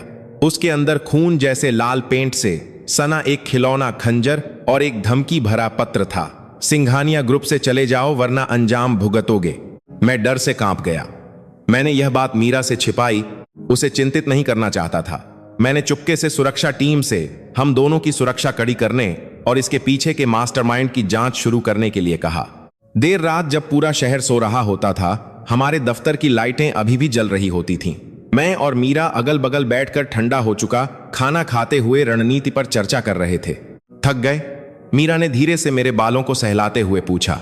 थका हुआ हूं लेकिन खुश हूं। खुश हूं क्योंकि मैं उपयोगी हो सकता हूं और खुश हूं क्योंकि मैं तुम्हारे साथ लड़ सकता हूं। मैं मुस्कुराया और उसका हाथ पकड़ लिया। मीरा ने अपना सिर मेरे कंधे पर टिका दिया और एक राहत की सांस ली। धन्यवाद आरव, तुम्हारे बिना मैं टूट चुकी होती। तुम सच में मेरे जीवन का सबसे मजबूत सहारा हो। मीरा का एक वाक्य वह सबसे असरदार दवा थी जिसने मेरी सारी थकान और डर को मिटा दिया। मुझे पता था कि आगे का रास्ता अभी भी कठिन है और दुश्मन अभी भी घात लगाए बैठा है, लेकिन जब तक हम एक दिल थे, बिजनेस की दुर्गा और उसके वफादार योद्धा को कोई नहीं हरा सकता था। समय बहुत तेजी से बीत गया। पता ही नहीं चला कि हमें सिंघानिया ग्रुप को संभाले हुए 3 महीने हो गए हैं। सब कुछ धीरे धीरे पटरी पर आने लगा था। विपक्षी खेमे से गुप्त प्रतिरोध अभी भी था, लेकिन मीरा की दृढ़ता और मेरी समावेशी मानव संसाधन नीतियों के कारण ग्रुप का आंतरिक ढांचा बहुत अधिक ठोस हो गया था। व्यावसायिक संकेतक बेहतर होने लगे थे और निवेशकों का विश्वास धीरे धीरे बहाल हो रहा था। मैं व्यस्त दिनचर्या, साफ सुथरे सूट और घंटों तक चलने वाली बैठकों का आदी होने लगा था। एक शनिवार की दोपहर जब मैं मुंबई के बाहरी इलाके में एक नए टाउनशिप प्रोजेक्ट के दस्तावेजों का अध्ययन कर रहा था, दरवाजे पर एक दस्तक हुई। मेरी सेक्रेटरी थोड़े भ्रमित चेहरे के साथ अंदर आई। डायरेक्टर सर, कोई प्रेसिडेंट मैडम से मिलना चाहता है। मैंने अपनी ऐनक ठीक की और अपना सिर उठाया। कौन? क्या कोई अपॉइंटमेंट है? नहीं सर, उन्होंने सिर्फ इतना कहा कि वह प्रेसिडेंट मैडम की पुरानी परिचित हैं। उनका नाम अजय मेहरा है। अजय मेहरा। वह नाम साफ आसमान में बिजली की तरह कड़क उठा। मैं वहीं जम गया। मेरे हाथ से पेन क्लिक की आवाज के साथ मेज पर गिर गया। उसका पूर्व पति, वह आदमी जिसने मीरा को निराशा के गर्त में धकेल दिया था और लगभग पूरे ग्रुप को नष्ट कर दिया था, वह उन्हीं आजाद हो गया था। वह यहां क्यों आया था? बदला लेने के लिए या कुछ और योजना बना रहा था? मैं तुरंत उठा और मीरा के दफ्तर की ओर भागा।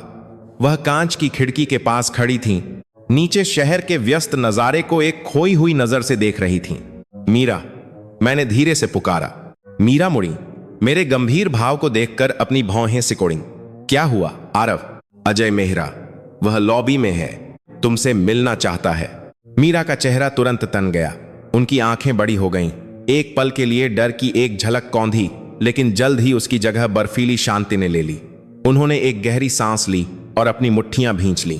वह आ ही गया आखिर, वह बड़बड़ाई। उससे मिलने की जरूरत नहीं है।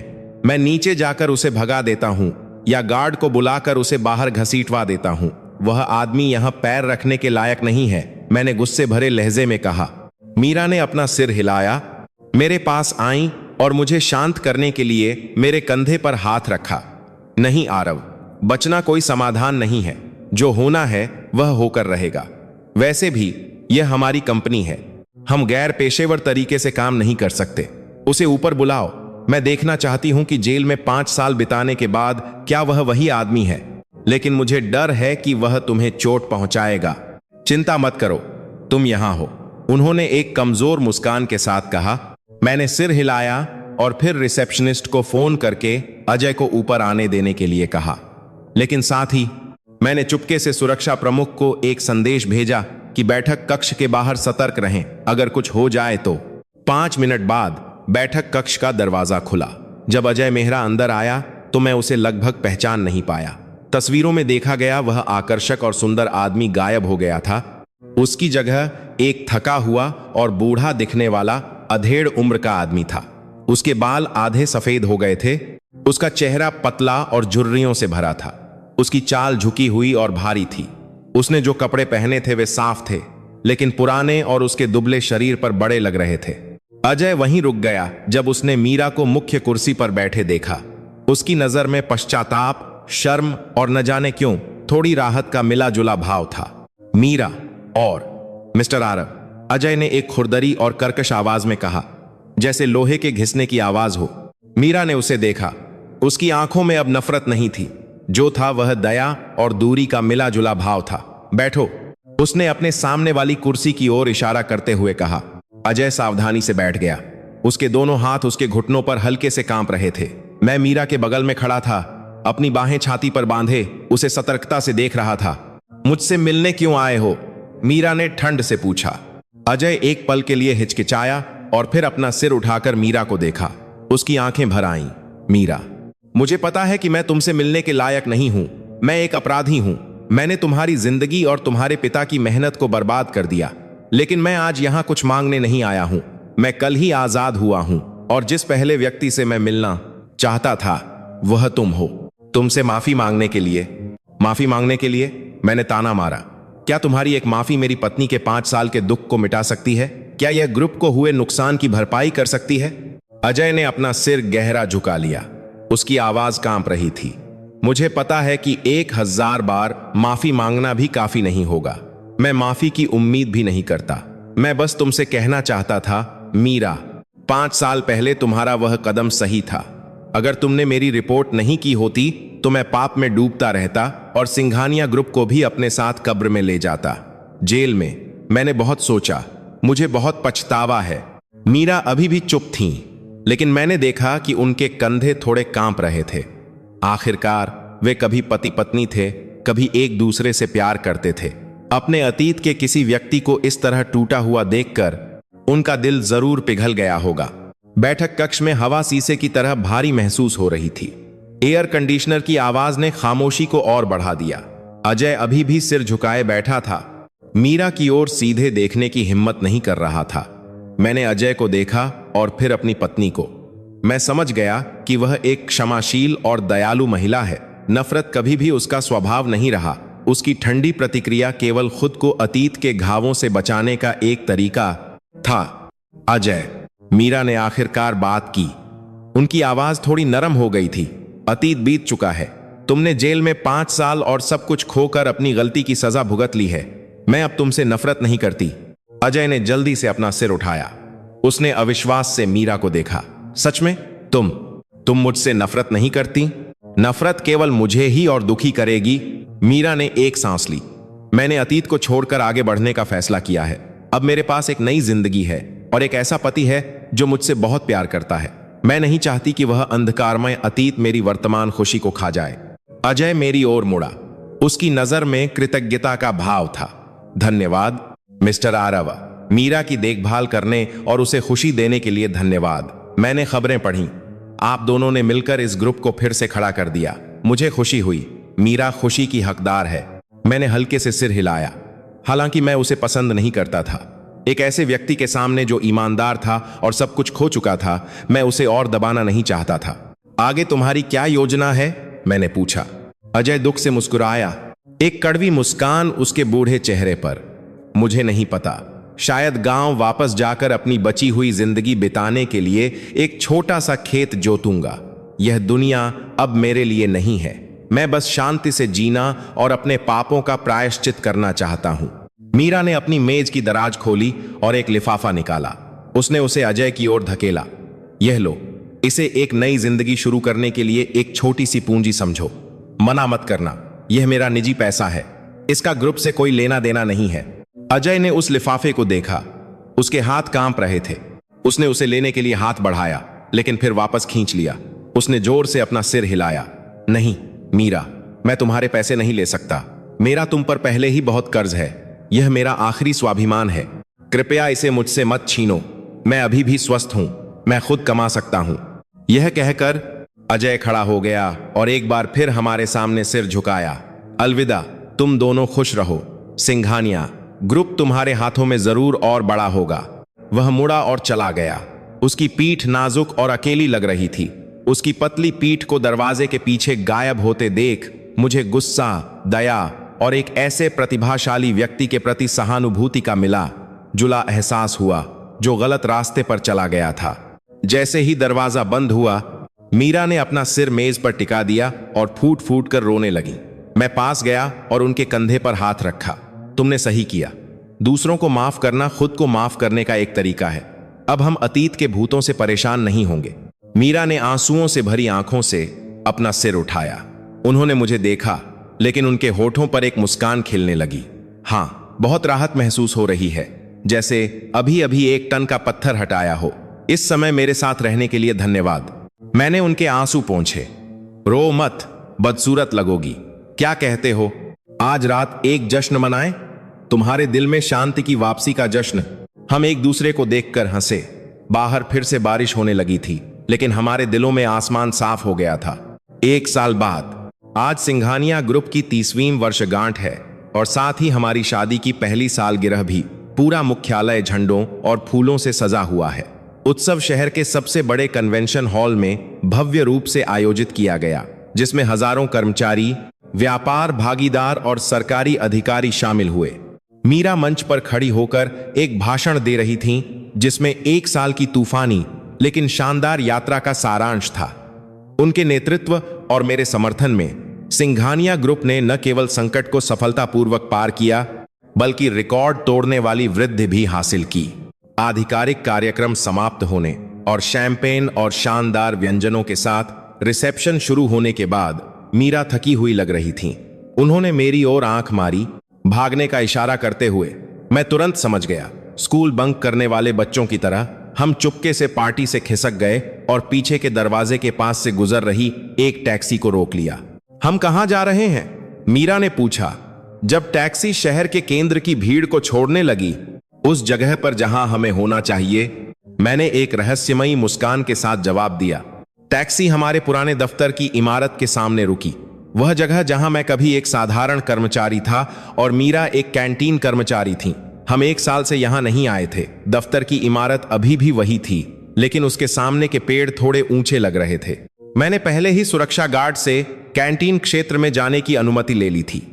जैसे ही हम उस परिचित कमरे में दाखिल हुए, बहुत सारी यादें उमड़ आईं। स्टेनलेस स्टील की मेजें और कुर्सियां जो अभी भी चमक रही थीं, और भोजन की खास महक। कैंटीन शांत थी क्योंकि लंच का समय बीत चुका था। केवल कुछ सफाई कर्मचारी काम कर रहे थे। अरे, यह तो मीरा दीदी हैं, है ना? एक जानी पहचानी आवाज सुनाई दी। रसोई की महिला प्रमुख ने अपना पोंछा पकड़ना बंद कर दिया। मीरा ने अपनी काली ऐनक उतारी और चमककर मुस्कुराई। हाँ अम्मा, मैं मीरा हूं। हे भगवान, मीरा दीदी। उस महिला ने अपना पोंछा फेंका और मीरा को गले लगाने के लिए दौड़ पड़ी। रसोई की अन्य महिलाएं भी बाहर दौड़कर आईं और हमें घेर लिया। उन्होंने खुशी से हमारा अभिवादन किया। उन्हें खबरों से पता था कि मीरा अब एक समूह की प्रेसिडेंट डायरेक्टर हैं, लेकिन उन्होंने कभी नहीं सोचा था कि वह इस तेल से भरी जगह पर फिर से आएंगी। मीरा दीदी, मैं तो आपको पहचान ही नहीं पाई। आप और भी सुंदर और उत्तम दर्जे की हो गई हैं। उस महिला ने मीरा की रेशमी ड्रेस की प्रशंसा करते हुए कहा। मैं अभी भी वही पुरानी मीरा हूं अम्मा, मीरा ने मुस्कुराते हुए और एक एक करके उनके हाथ मिलाते हुए कहा। आप सब कैसे हैं? अब काम कैसा चल रहा है? हम कैंटीन के कोने में उस परिचित मेज पर बैठ गए। महिला प्रमुख ने जोर देकर कहा कि वह रसोई में जाकर हमारे लिए कुछ पकाएंगी। मैं आपके लिए राजमा चावल बनाती हूं, है ना? यह मीरा दीदी का पसंदीदा है। हाँ अम्मा, माफ कीजिए परेशान करने के लिए। अम्मा के हाथ के राजमा चावल की याद भी आ रही थी, मीरा ने जवाब दिया। थोड़ी देर बाद 2 कटोरी गर्म राजमा चावल, सफेद चावल और कुछ तले हुए पापड़ परोसे गए। बहुत ही साधारण और आम भोजन, जिसकी तुलना 5 स्टार होटल की पार्टी के व्यंजनों से नहीं की जा सकती थी, लेकिन अजीब तरह से इसका स्वाद बहुत स्वादिष्ट था। मैं और मीरा उन महिलाओं की कहानियां सुनते हुए बड़े चाव से खा रहे थे। पूरी कैंटीन हंसी से भर गई थी। खाने के बाद मीरा ने अपने बैग से कुछ मोटे लिफाफे निकाले और उन्हें महिला प्रमुख को दिए। अम्मा, यह हमारी तरफ से एक छोटा सा तोहफा है। जब मैं मुश्किल में थी, तब मेरी मदद करने और मेरे साथ अच्छा व्यवहार करने के लिए बहुत बहुत धन्यवाद। उस महिला ने मना कर दिया, लेकिन मीरा ने दृढ़ता से लिफाफा उसके हाथ में रख दिया। कृपया इसे स्वीकार कर लीजिए अम्मा, ताकि मेरा मन शांत हो। अगर मैं यहां नहीं होती, अगर आपके हाथ का राजमा चावल नहीं होता, तो मैं आरव से नहीं मिलती और आज मैं जो हूं वह नहीं होती। कैंटीन से बाहर निकलकर हम गुलमोहर के पेड़ के नीचे हाथ में हाथ डालकर चल रहे थे, जो घने फूलों से लदा था। मीरा ने अपना सिर मेरे कंधे पर टिका दिया और एक संतुष्ट सांस ली। आज मेरी जिंदगी का सबसे खुशी का दिन है आरव। मुझे भी यहां वापस आकर बहुत शांत महसूस हो रहा है। हम कहीं भी हों, हमारा पद जो भी हो, यह जगह हमारी खुशी की शुरुआत है ना? सही कहा। मीरा ने मेरा हाथ और कसकर पकड़ लिया। मुझे यहां लाने के लिए धन्यवाद। मुझे याद दिलाने के लिए कि चाहे मेरा पद प्रेसिडेंट के रूप में कितना भी ऊंचा क्यों ना हो, मैं हमेशा मीरा हूं, एक कैंटीन वाली आंटी और आरव शर्मा नामक एक साधारण कर्मचारी की पत्नी। टैक्सी हमें शाम ढलते ही शहर के केंद्र में वापस ले आई। मैंने ड्राइवर से इंडिया गेट पर रुकने के लिए कहा। मैं सूर्यास्त देखना चाहता था। ऊंचाई पर हवा ठंडी महसूस हो रही थी। हमारे नीचे शहर की गतिशील सांसें ला रही थीं। हम रेलिंग के पास खड़े थे, सूरज के आग के गोले को धीरे धीरे क्षितिज के पीछे डूबते हुए देख रहे थे। नारंगी रंग की छटा ने पूरे आसमान को रंग दिया था, जिससे मीरा के बाल खूबसूरती से चमक रहे थे। मैंने मीरा की कमर को पीछे से गले लगाया और अपनी ठुड्डी उनके कंधे पर टिका दी। क्या सोच रही हो? मीरा ने अपना हाथ मेरे हाथ पर रखा। उनकी नजर अभी भी दूर क्षितिज पर टिकी थी। उस रास्ते के बारे में सोच रही हूं जो हमने तय किया है। एक छोटे से कमरे से इस सफलता के शिखर तक, सब कुछ एक सपने जैसा लगता है। ऐसे पल थे जब मुझे लगा कि मैं टूट जाऊंगी, लेकिन तुम्हारी वजह से मैं उठ सकी और चलती रही। मैंने उनका शरीर घुमाया और उनकी कोमल भूरी आंखों में गहराई से देखा। तुम्हें पता है, लोग अक्सर कहते हैं कि हर सफल पुरुष के पीछे एक महान महिला होती है, लेकिन मेरे लिए इसका उल्टा भी सच है। एक मजबूत बिजनेस की दुर्गा की वापसी के पीछे मेरा छोटा लेकिन मजबूत प्यार है। मुझे तुम्हारे पीछे खड़े होकर और तुम्हारा सहारा बनकर गर्व है। मीरा मुस्कुराई और धीरे से मेरे गाल सहलाए। आरव, क्या तुम्हें अब की जिंदगी पसंद है? बहुत भारी तो नहीं है? भारी है, लेकिन इसके लायक है। मैंने बहुत कुछ सीखा है और ज्यादा परिपक्व हो गया हूं, और सबसे महत्वपूर्ण, मैं तुम्हारे साथ सब कुछ साझा कर सकता हूं। मेरे लिए यही खुशी है। मीरा ने सिर हिलाया। उनकी आंखें विश्वास और प्यार से चमक रही थीं। मैं एक बात पूछना चाहती हूं, तुम्हें मैं कौन सी वाली ज्यादा पसंद हूं? मीरा सिंघानिया, शक्तिशाली प्रेसिडेंट, या मीरा कैंटीन कर्मचारी जो पहले हमेशा किराने के पैसे के बारे में चिंतित रहती थी? मैं हंसा और धीरे से उनके माथे पर चूमा। मुश्किल सवाल है, लेकिन मैं ईमानदारी से जवाब दूंगा। मैं एक पल के लिए रुका, उन्हें पूरे प्यार से देखते हुए। मैं एक प्रेसिडेंट डायरेक्टर से प्यार नहीं करता, मैं एक कैंटीन कर्मचारी से भी प्यार नहीं करता। मैं मीरा सिंघानिया नामक एक महिला से प्यार करता हूं। एक ऐसी महिला जो किसी भी परिस्थिति में अपनी अच्छाई और मजबूती नहीं खोती। वह महिला जिसने मेरी जिंदगी का सबसे अच्छा राजमा चावल पकाया, और वह महिला जिसने मेरे साथ सिंघानिया के जहाज को तूफान से पार कराया। तुम कोई भी हो, तुम कहीं भी हो, तुम जो कुछ भी करो, जब तक तुम मेरे साथ हो, वहीं मेरा घर है, वहीं मेरे लिए सब कुछ है। मीरा की आंखें भर आईं। उन्होंने कसकर मेरी गर्दन को गले लगा लिया। धन्यवाद प्रिय, तुम मेरे लिए भगवान का सबसे अच्छा तोहफा हो। हम सिर्फ पति पत्नी नहीं हैं, हम जीवन साथी हैं, जीवन भर के साथी। सही कहा, जीवन भर के साथी। साथ में बूढ़े होना, जीवन के सभी सुख दुख एक साथ पार करना। सूरज पूरी तरह से डूब चुका था और शहर अपनी रोशनी जलाने लगा था। लाखों रोशनी पृथ्वी पर उतरे सितारों की तरह टिमटिमा रही थीं, एक जादुई दृश्य बना रही थीं। वहां शहर के शिखर पर हम गले मिले, हमारे शरीर की हर कोशिका में शांति और खुशी को महसूस करते हुए। रसोई से प्रेसिडेंट की कुर्सी तक की यात्रा वास्तव में लंबी और कठिन थी, लेकिन इसने साबित कर दिया कि सच्चा प्यार और दिलों की एकता सभी बाधाओं को दूर कर सकती है। और हमारी कहानी, बिजनेस की दुर्गा और उसके गरीब कर्मचारी की कहानी, भविष्य में और भी शानदार और गर्मजोशी से भरे नए अध्याय लिखती रहेगी। इस कहानी को अंत तक देखने के लिए धन्यवाद। यदि आपको आज की कहानी पसंद आई और आप प्रेरणादायक और गहरी कहानियों का अनुसरण करना जारी रखना चाहते हैं, तो लाइक और सब्सक्राइब बटन दबाना न भूलें।